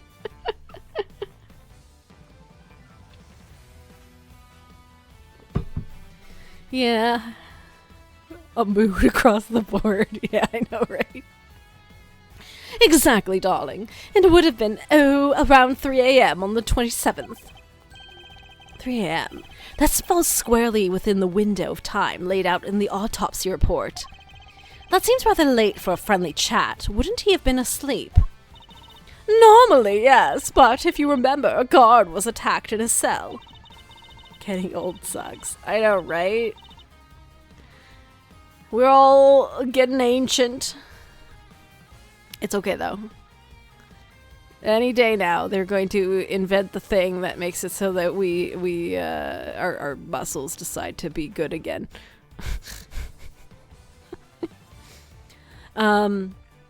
We had to examine the scene of the crime and gather information. These things take time, sweetie. I assure you that he was wide awake. We all were. Regardless, I find it somewhat odd that you would choose to question him at such a late hour. Oh, you're such a tease, aren't you? Ugh. Anyway, no matter how odd you think it is, I had him brought to me, and that's what happened. You really must you really insist on questioning every last thing I say? Sorry, Feast. He's like a dog with a bone sometimes. I'll be sure to scold him once we're done. Though, would you mind giving us a little more info? Like where you had him brought to? My office, of course. Smooch, where else? Her office, which is where we believe the body was moved from. Would you mind appending what you said to your testimony? Tee-hee, anything for you, darling. I already did. It's called the gym, unfortunately. Yeah, fair. It was around 3 a.m. at night. Before the show, I had to bring him into my office. Hold it! Remind me where your office is. You've seen the sign in the detention center corridor, I imagine. The one that says no entry? That's it, sweetie. My office is just up there, a short walk from the holding cells. I understand that you also have access to the yard. Why, of course, that's where my gorgeous little garden is. Oh, I see where you're going with this. You're saying that's how I move the body. You had the means and the opportunity. It's hardly impossible. Hardly impossible proves nothing. You have no evidence for this assertion. There is no other way that the body could have been moved. Surely you have forgotten that it was Mr. Saint who dropped Mr. Knight's body down the well. Yeah, that's what she said. You're miles off, Edgeworth. I probably shouldn't push this any further for now. The point of talking to every newcomer. Hold it! What did you and Knight speak about? Oh, nothing. Nothing much. Just some small talk, really. I asked him about what animals he liked, what his hobbies were. His hobbies? Then I imagine you talked about chess. Oh, yes. I couldn't stop him talking about it, in fact. He even had a piece of paper covered in little notes about it in his cell. At least I think that's what they were about. So she's seen Knight's correspondence chess diagram. Ooh. Hold it! How was he when you spoke to him? Oh, he was so open and honest, darling. What? That guy, honest? He was talking about one croissant and promoting a prawn. I suppose he must have been hungry. En passant, and promoting a pawn.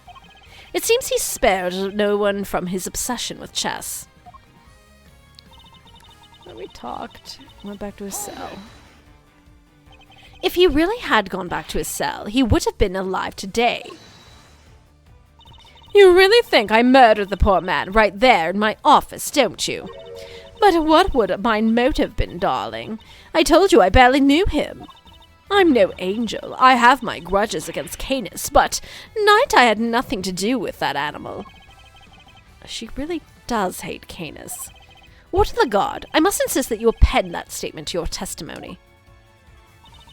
I'm no angel. I have no grudges, but Knight had nothing to do with that animal. Hold it! You say that you bear a grudge against only Mr. Canis, is that correct?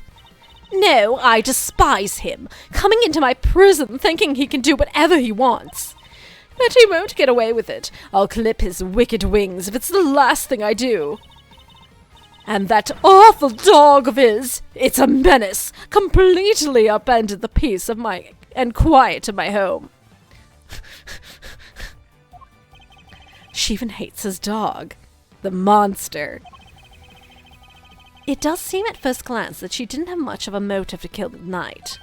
But she hates Canis so much, she probably hates anyone who has anything to do with him. Okay, so because she knows about the chess game, she knows that Knight was playing with Canis.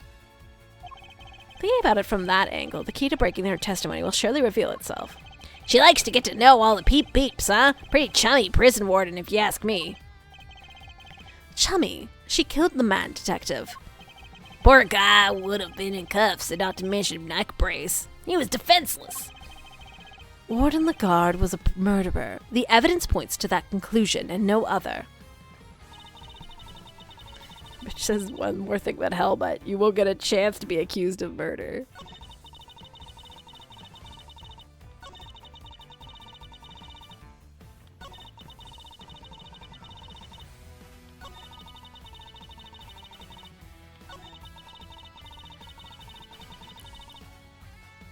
But it had nothing to do with that animal.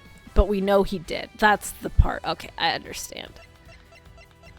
Okay, so now we do this. Objection! I did it too soon earlier. See? It's the Ace Attorney logic. I'm always 3 steps ahead, clearly. Judge Gavel, I'd like you to take a look at this. Not about the game of chess. What is the significance of this, Mr. Edgeworth? It was found in Mr. Knight's cell, which is exactly where you said you saw it too, Warden Lagarde. But you didn't see this game in Knight's cell, did you? You've seen it in Mr. Canis's cell too. Didn't just see it. What do you mean? Objection! Come on now. Don't tell me you haven't taken a look at the chessboard in the maximum security. I imagine you watched every move like a hawk. Or rather, I imagine you feel that doing so is your only option. So so basically she's assuming that Knight was his dog and probably killed him to maybe, like, make it so he doesn't have any more pawns on the inside. I'm guessing. If she wants to find out who his cronies are, She wants to find out who's Kate just took the words out of my mouth. Right? Personally, interrogating your own prisoners is highly irregular, to say the least. But as you said, Mr. Knight had threatened you. He put your precious home at risk. That's why you took it upon yourself to question him. You wanted to find out who his dogs were. And so what if I did? You also told us that you read his letters, which means you must have known about one key fact. You knew he was playing correspondence chess. And then, who should appear but Knight, carrying with him a diagram of a very particular game. We ourselves used that diagram to infer a connection between the two men. And it seems that you came to the same conclusion. But in your fear, you took your reasoning one step further. You surmised that Knight was Mr. Canis's henchman, sent to kill you. Which is the real reason she had that chat with Bronxter. If his boss wouldn't crack, maybe he would. And when you questioned Knight, you made another discovery. For there, inside his chess set, you found a hidden chisel. The murder weapon itself. As far as you were concerned, that chisel meant one thing: Canis. And thus you convinced yourself that Knight was working for Canis, and that is why you killed him. I see that you have no more excuses. Judge Gavel, your verdict, please. Much as it grieves me, there would appear to be little room for doubt. I hereby give my verdict. Bronco Knight was murdered by... Hold it! In the name of the goddess justice, who is it this time?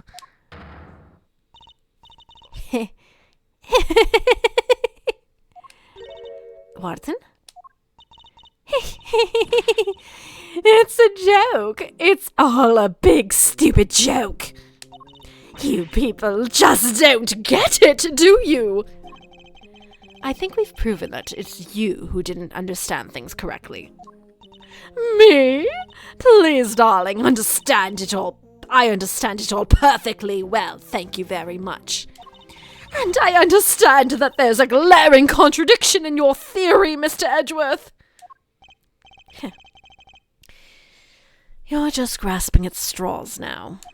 I have no time for this, Your Honor, the verdict.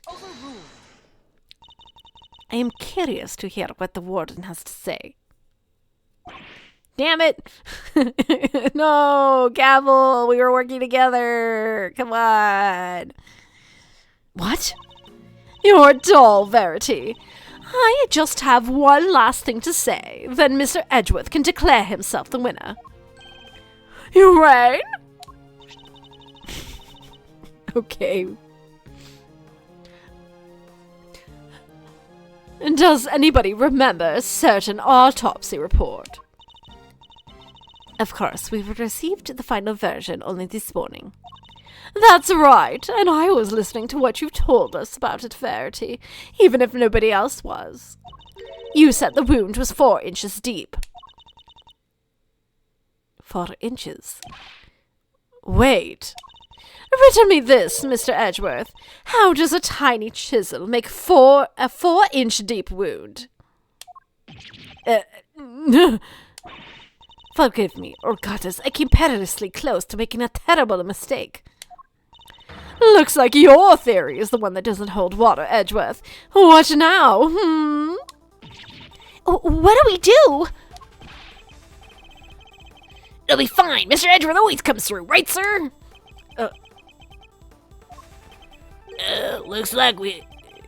Looks to me like the Maelstrom is out of commission. You're an attorney too, aren't you? Why don't you do something? Turn things on their head and with a desperate bluff, blurt out the first blind-blowing thing that comes to your mind. I like the fact that this is what Gumshoe thinks defense attorneys do, all because of Phoenix.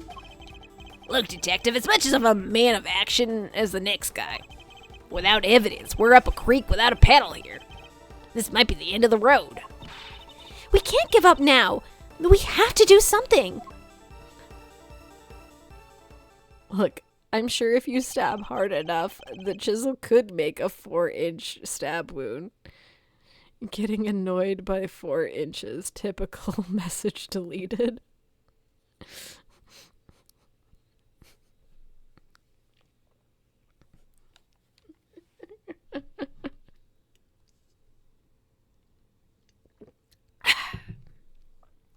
I'm certain that Warden Lagarde is the killer. It's only explanation that fits the facts of the case. But if the chisel wasn't the murder weapon, what other bladed weapon is there in this facility? Whatever's inside the crocodile or alligator. Allie the alligator. Well, she's more annoyed. It wasn't even 4 inches long, which, look, if you can't manage your standards, it's not the fault of... It seems we still do not have all the answers, nor the evidence to prove those answers. Alas, we must wait until the trial to see this matter resolved, I'm afraid. Objection! Oh. Man, Eddie, your voice is so deep and manly. Objection! Aw, come on, G. You're just giving the killer a chance to destroy the evidence. Are you calling the judicial process into question, Mr. Fender? I mean, no, he's saying that the person who did it is going to make it so that she doesn't get caught. Nope, not me, uh-huh. I tried, Miles. Any bright ideas?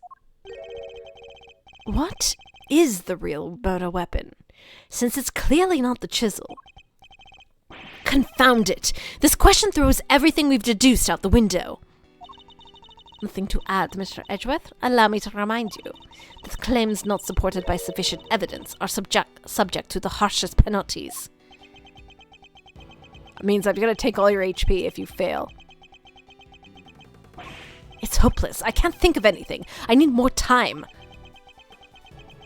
It's in the alligator. Loath as I am to admit it, Hold it! Oh, wait. Okay, I'm going to take a guess. Was that Barry that said that? No, it's Kay. Okay. You can't give up now. Remember what Mr. Fender said. Simeon's counting on us. Without us, he's... Remember how upset he was? He was devastated. Nobody's in more pain than him over Mr. Knight's death. There's no way he did it. But if we can't save him, who will? And what's more, he believes in us. He's sitting in that cell waiting for us to bring him some good news. And I, for one, won't walk away until we have some. Okay. Gee, Miles, your little buddy there's sure quite a motivational speaker. And she's right, too. When you find yourself on the ropes, think of your client. Picture them pleading with you and you to help them. Doesn't that make you want to fight back as hard as you can until the very end? Think of your old man. Good old Gregory. No matter how bad things looked, he'd always find a way to turn it around and save his client. And you're just like him, right? If there's any way to force a turnabout here, you're the one who'll find it. Simeon's counting on you.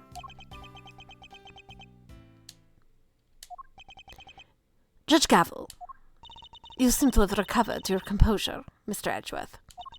But you mean to attempt a defense. I would advise you consider the ramifications.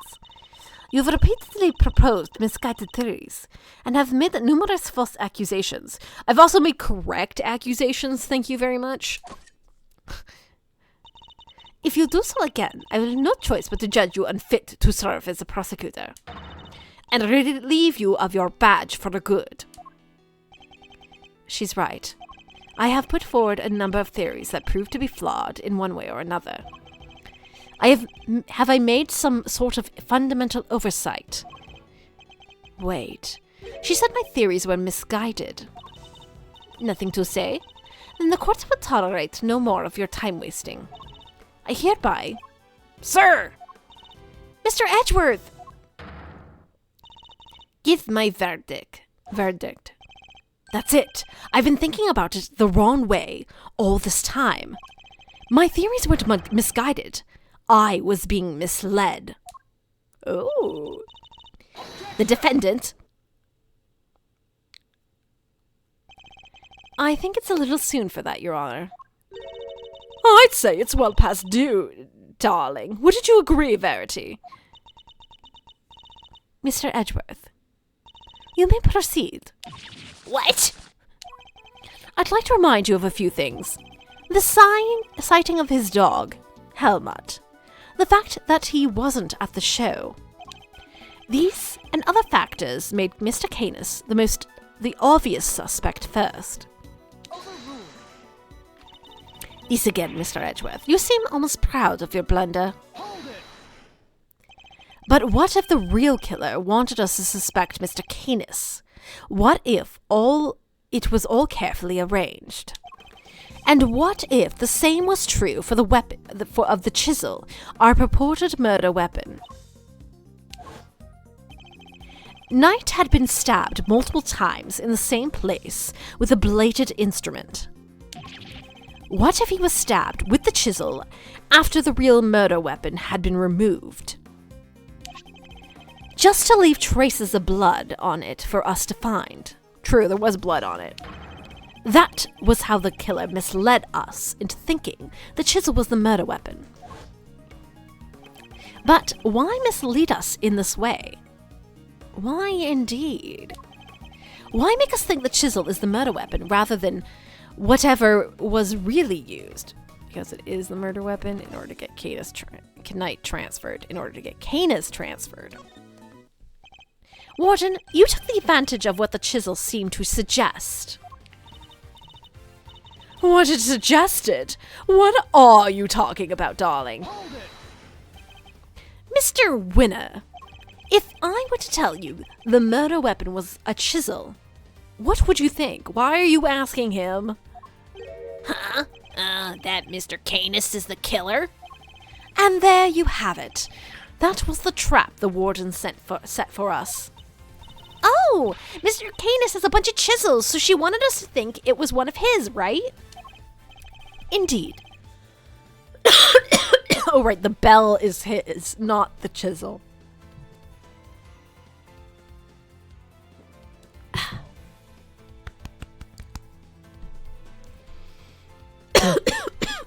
Sorry. To frame Bohid Harma Canis. Your reasoning would appear to be sound.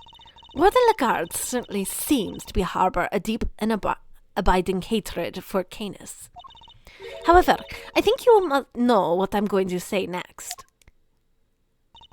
That alone is not sufficient proof that Warden Lagarde is the killer. I knew that wouldn't be enough. Also, you would want Winter to say it because then even the most brain-dead mouth-breathing moron must think that. Fair. There is only one thing that will prove it. The real murder weapon that we now know must exist. If you cannot prove your theory, then this conversation ends here. Objection. If we could just find the real murder weapon. Objection. How many times do we have to go over this? We searched the prison from top to bottom. Eustace is quite correct. No other possible murder weapon has been found, so I'm afraid you're at a bit of an impasse. Objection. I can still prove my case yet, Your Honor, because it's still here inside the prison. This would have been made sure of that. Security gate? I'm glad you at least remember what it is. And you do remember what it does. Of course I do. I'm not an idiot. The security gate detects metal. Which means you can't bring anything metal into the prison or take it out. Oh. But did you search inside all the animals? Yeah, really. Precisely. If there is another murder weapon, it cannot have been taken off the premises. But nor can it have been brought into the prison in the first place. And so we find ourselves right back where we began.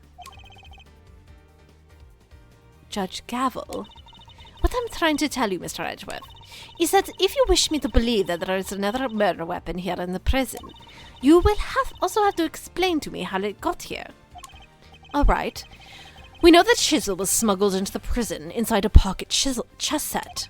But our contention is that the chisel is not the real murder weapon. So if the weapon came from outside the facility, then there must have been a way to bring it in. Yes, the question of the hour is this. Can you show me this alternate route? How did the weapon Warden Lagarde used get into the prison? Borrowed evidence from the police to help with your investigation. Is that correct? Well, yes, sweetie. Everything related to the Canis is with me now. Yeah, so it's evidence.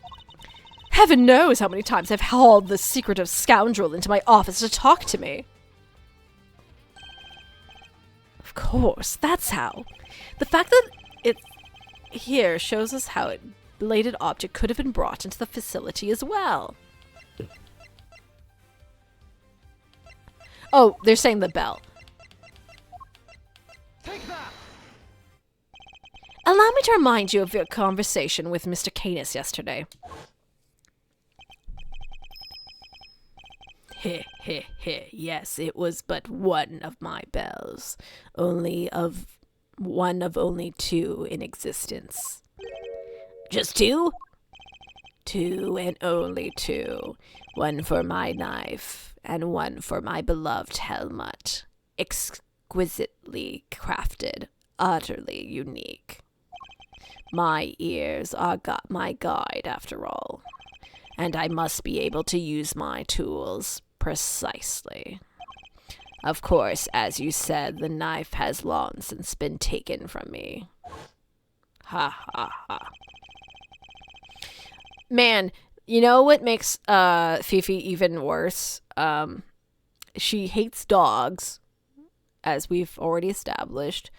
But, like, the alligator she likes, she fed a knife, and that's pretty fucked up. Like, who knows what that's doing to poor Allie.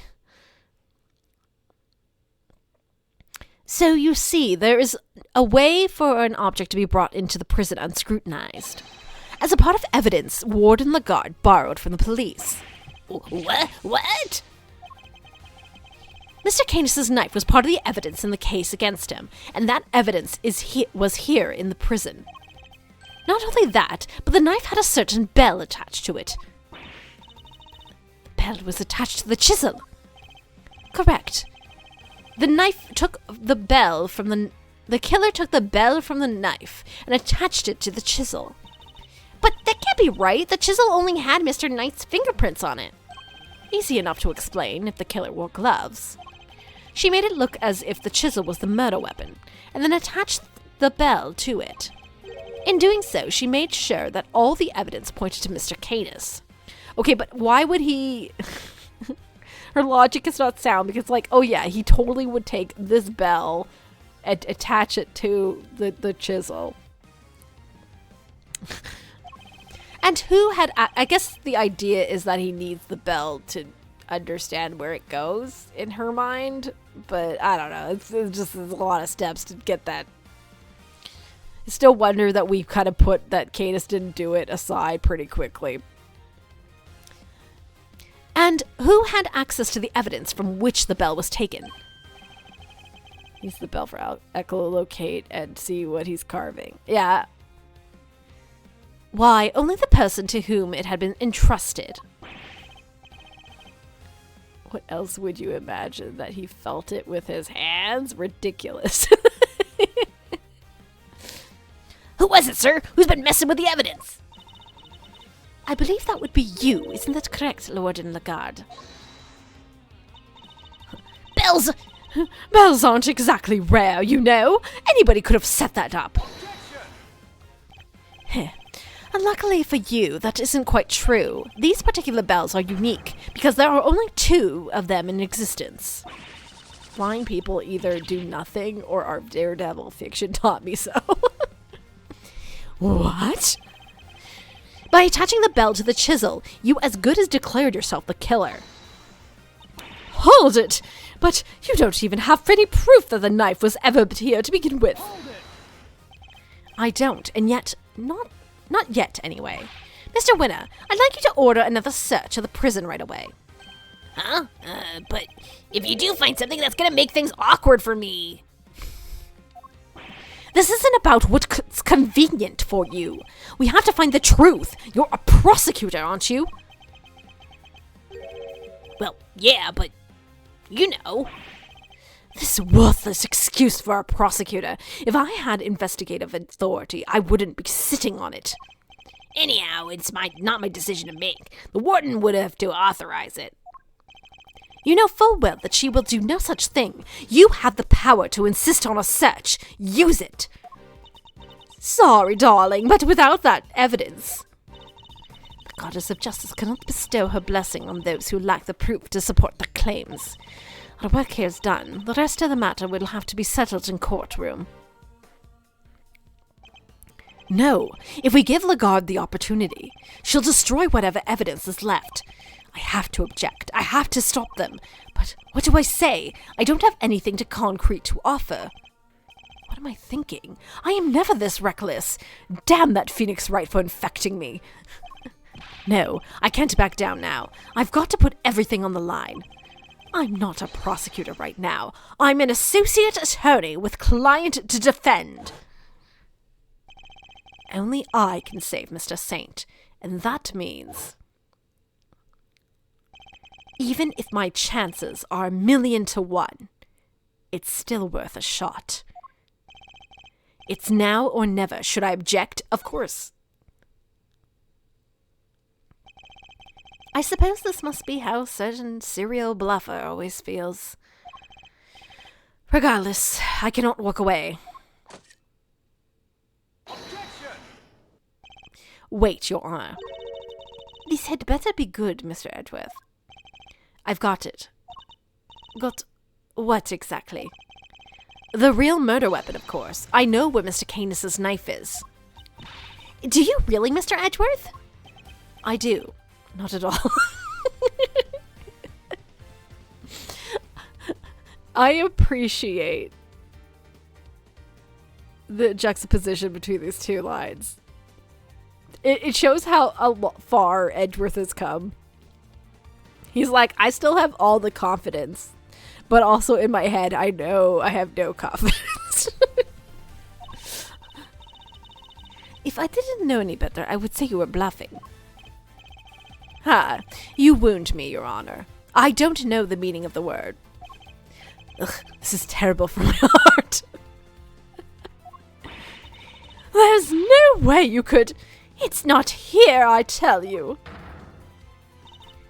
Then, would you be so kind as to enlighten us? Where is the real murder weapon? Think, Miles, think. Somewhere not even the police would search. A blind spot in the zoo. A hiding place where the warden could be absolutely sure of. A hiding place? No. If you insist, come on, Helmut, open up. Inside of an animal? Did she use the same trick? No, that's ridiculous, isn't it? But the more I think about it, how many foolproof ways to evade detection could there be?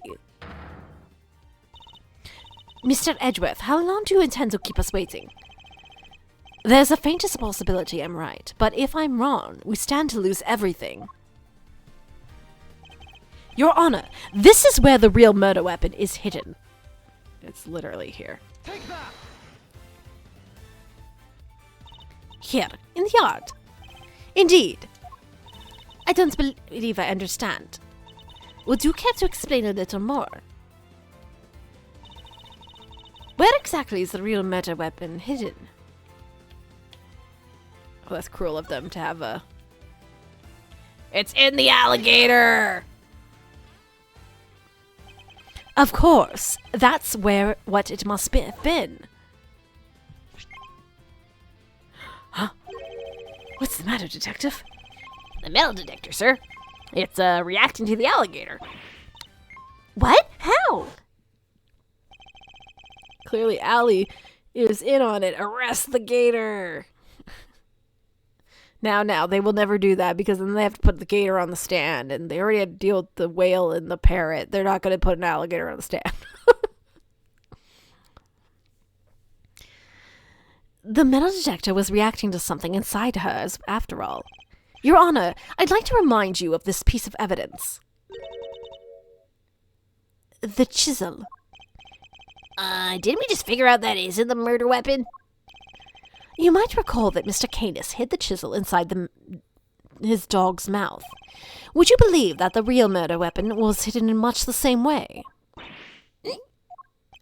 That's right. The murder weapon is hidden inside the alligator in that pond over there. What? No way! We detected the presence of a metallic object during our earlier investigation. Judge Gavel, we need to know what's inside that alligator. Understood. Then we will need to summon a veterinarian. I'm sure I could get the little sweetie to open up for us. I'd be happy to give it a try. Please, by all means.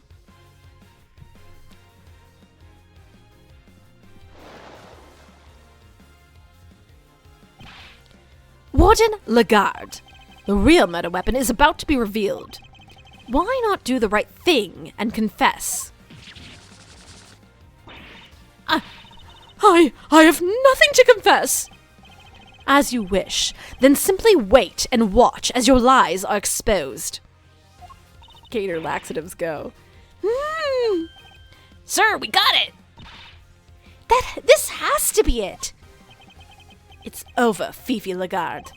The real murder weapon was Bod-Hid Harma's Canis's knife, making you the only person who could have killed Bronco Knight. Oh. I'm not the criminal here. This is all Cadis's doing. I did the right thing. Knight was the threat. He was Cadis's boy. Cursed, despicable man Cadis. Why did he have to come here? We could have been happy forever if it wasn't for him. He ruined my paradise on earth. Ruined everything. Curse him. Curse that pitiless butcher. That awful, terrible, decorated. Curse him.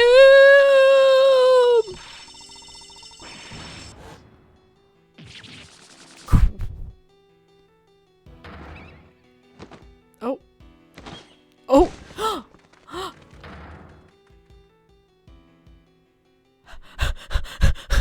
The coat was all foxes.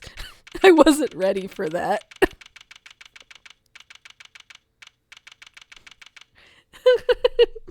And now I think we've peaked for her villain breakdowns.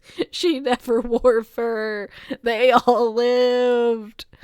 Okay, I'll give her that credit at least. She didn't kill any animals for her coat. She just had them hugging her all the time. That's a mood and a half.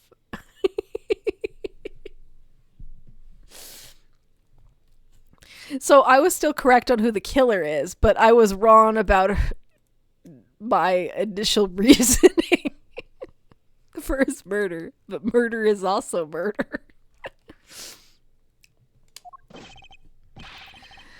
Prosecutor Thwitter, sir. The test results have just come back. Thwitter, I guess we've all been under a lot of stress. Traces of Bronco Knight's blood were found on Mr. Canis's knife. Just like you said, sir. Congratulations on a stunning victory. Thank you, officer. Excellent work. You can continue complimenting me if you like. Yes, sir. Thwitter wins again. I think I'm welling up a little. With rage. Excellent work, Eustace. Not Augustus. Just a few loose ends to tie up and we're done. Hey, we did all the work. Huh? What are you talking about? I just solved the case, didn't I? I hate him.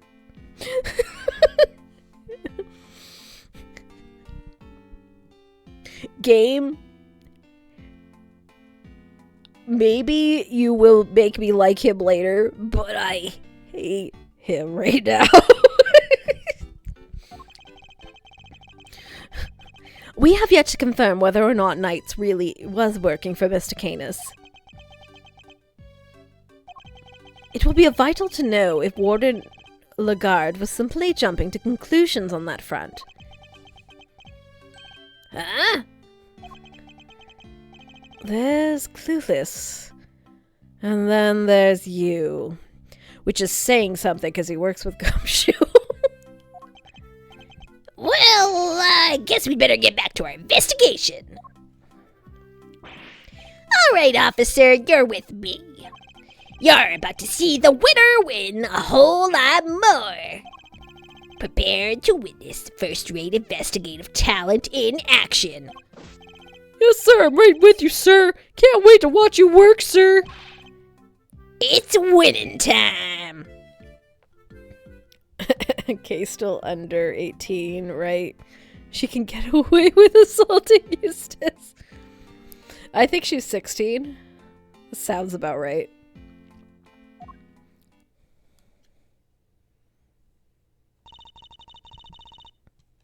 I think they tell you in here, don't they? She's 17, apparently. So, yes, she's just shy. I expect this case will cause quite a stir. The attempted murder of the president is news enough, and now his would-be assassin has been murdered. But Knight never sought to kill the president in the first place. The truth is not always as important as it might seem, Mr. Edgeworth. Cavill, but your first name's Verity. You can't hide the truth. In the eyes of both society and the law. How can you even say that? You do not have to believe me, however. As a prosecutor, Mr. Edgeworth is obliged to accept that this is the reality of the world he operates in. Being a prosecutor is more about than proving people guilty. That's what I believe. We are all free to believe as we choose, but the law is not to be toyed with for our own personal goals. If you refuse to accept this, then you must prepare to suffer the consequences. What does that even mean? Wait, you're not gonna take his... I'm afraid I must be going now. Farewell, Mr. Edgeworth. No, don't leave me, Verity, my beloved. Judge Gavel is right. There must be only one set of laws for everyone. But if following the law means sacrificing the truth, can I really do that in good conscience?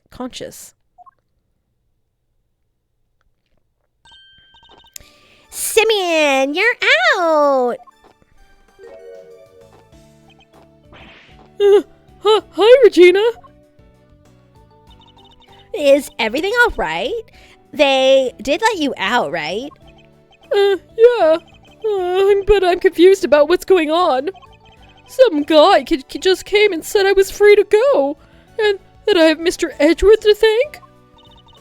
You sure do. Mr. Edgeworth found out who the real killer is. Wow, really?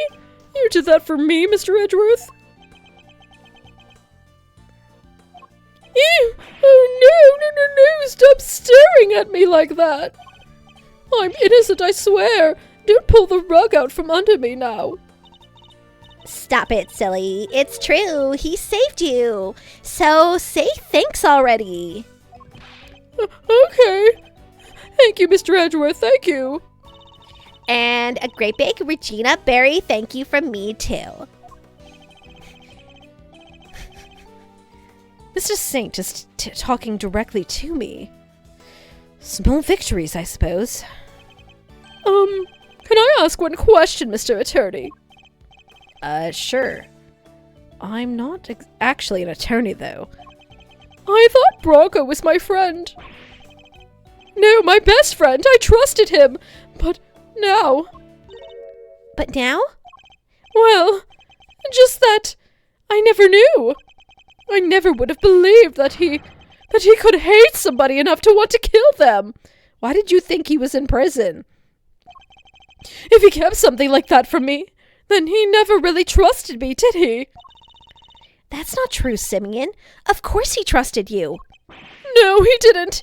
If he had, he'd have just told me. I could have stopped him. I could have told him that hate never helps, that he had to let go of all that stuff. Mr. Saint, I think you're forgetting something. I should show him the thing that proves Knight trusted him. The pocket chess set? I'm guessing.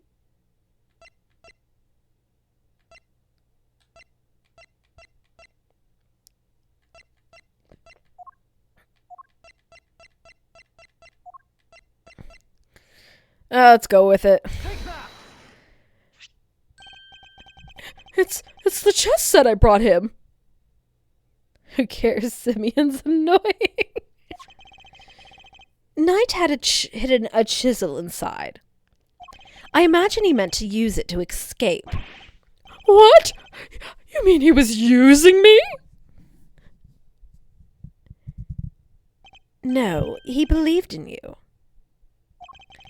He knew he could count on you to bring it, and that you would never be so untrusting as to look inside. That's a really optimistic way of putting that, Miles. I imagine that by not telling you, he was hoping he could keep you from getting caught up in his mess. Okay, are we forgetting what Bronco did in the first case? Whatever, it's fine. Oh! Bronco! Why didn't you tell me? At least you understand now, right, Simeon? I'm sure he does. He may not show it, but Simeon's no dummy.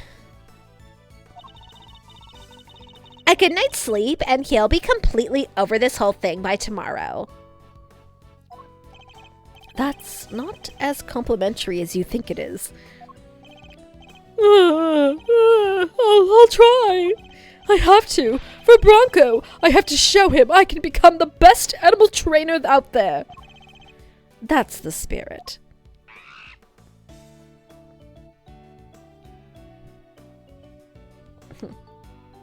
Don't worry about it. Oh, I almost forgot. We're doing a new show soon. I'd love for it if you could come, Mr. Edgeworth. Oh no. The Big Berry Circus. Isn't that the dude from the Big Berry Circus case? I don't freaking know his name.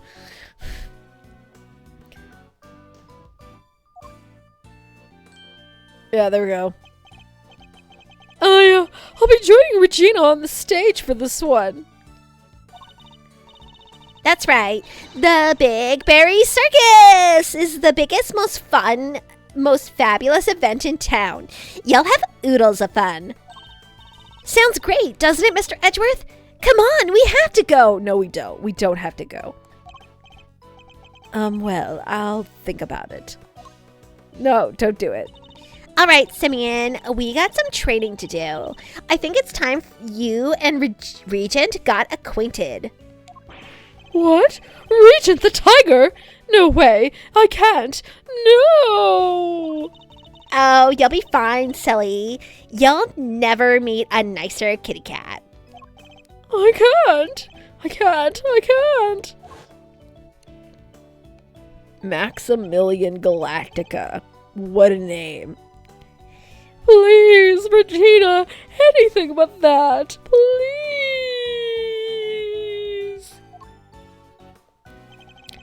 Another satisfied customer. Little clappies. Well, that was really something, Smiles. Talk about pulling it out of the bag. Are we sure we can't still let him get convicted for murder just so he never comes back? Think of all the belly there will be to rub. I couldn't have done it without you, Fenda. Without your timely intervention, she would have gotten away. Besides, I have you to thank for even being able to investigate the case in the first place. Oh, stop it. Pat me on the back any harder and you're gonna make me blush. Or topple over. I suppose it would be asking too much for you to take this seriously. Seriously? Miles, my friend, I'm always serious. Anyway, how does it feel to save an innocent client? That's what it means to be an attorney, after all. To be an attorney? Gotta say, I had a blast. Reminded me of the good old days. Like Gregory was standing right there beside me. It's been like a zillion years since I felt this warm and fuzzy on the job. Aw. That's good? Bittersweet? I'm not sure. Say, Miles, you ever thought about going into the defense game full time? He wouldn't, but... Excuse me. You know, pick up where Gregory left off. Get out there and actually help people. I'm pretty sure, and tell me if I'm wrong, but, like, it's a different exam to be a prosecutor versus a defense attorney. Or, like, you have to register to be one or the other. You can't just be both. I'm not 100% on that, and that could be different from country to country. But I think it's kind of, like, there's some legality there. Edgeworth hates people. Hey, pal, don't get any big ideas. Mr. Edgeworth ain't about switching sides. Why not?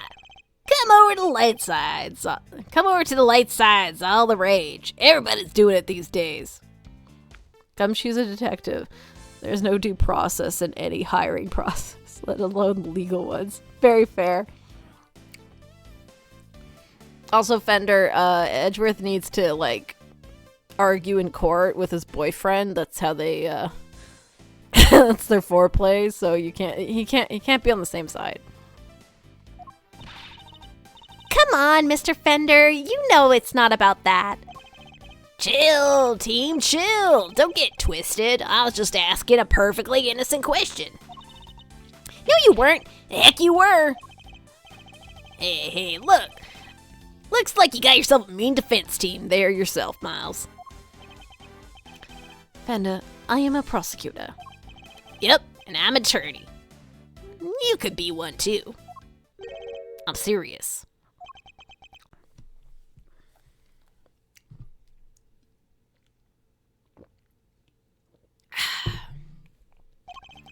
Well, I've said my piece. You changed your mind, you know who to call. I don't know, though. Athena and Simon were pretty good on the same side, even if that case was underwhelming. I know. It's such a tragedy because it was such a good dynamic. And it was in such a shitty case.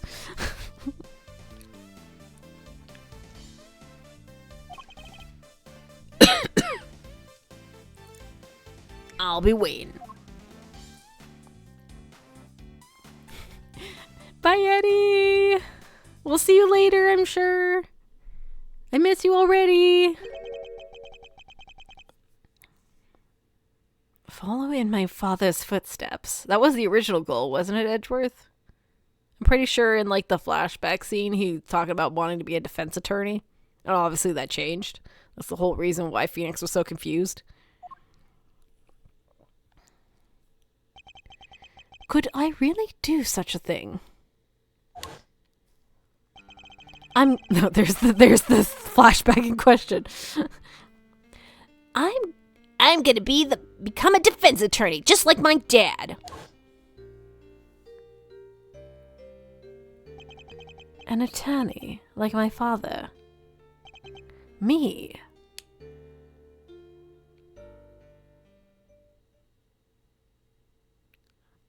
I assume that's your dad, Edgeworth.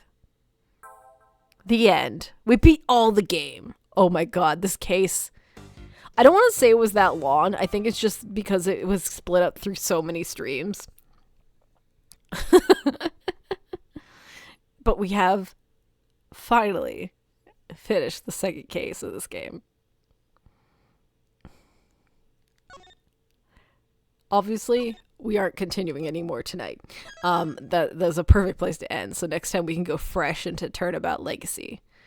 Ooh, that sounds like a good name for a case. I'm looking forward to it. There's a fair chance I do some streaming during my time off. Likely that'll be like afternoon time streaming though, so we'll see how that works. Either way, thank you for watching tonight. Have a good rest, everyone, and I'll talk to you all later. And if I don't see you before then, Merry Christmas. Happy New Year's.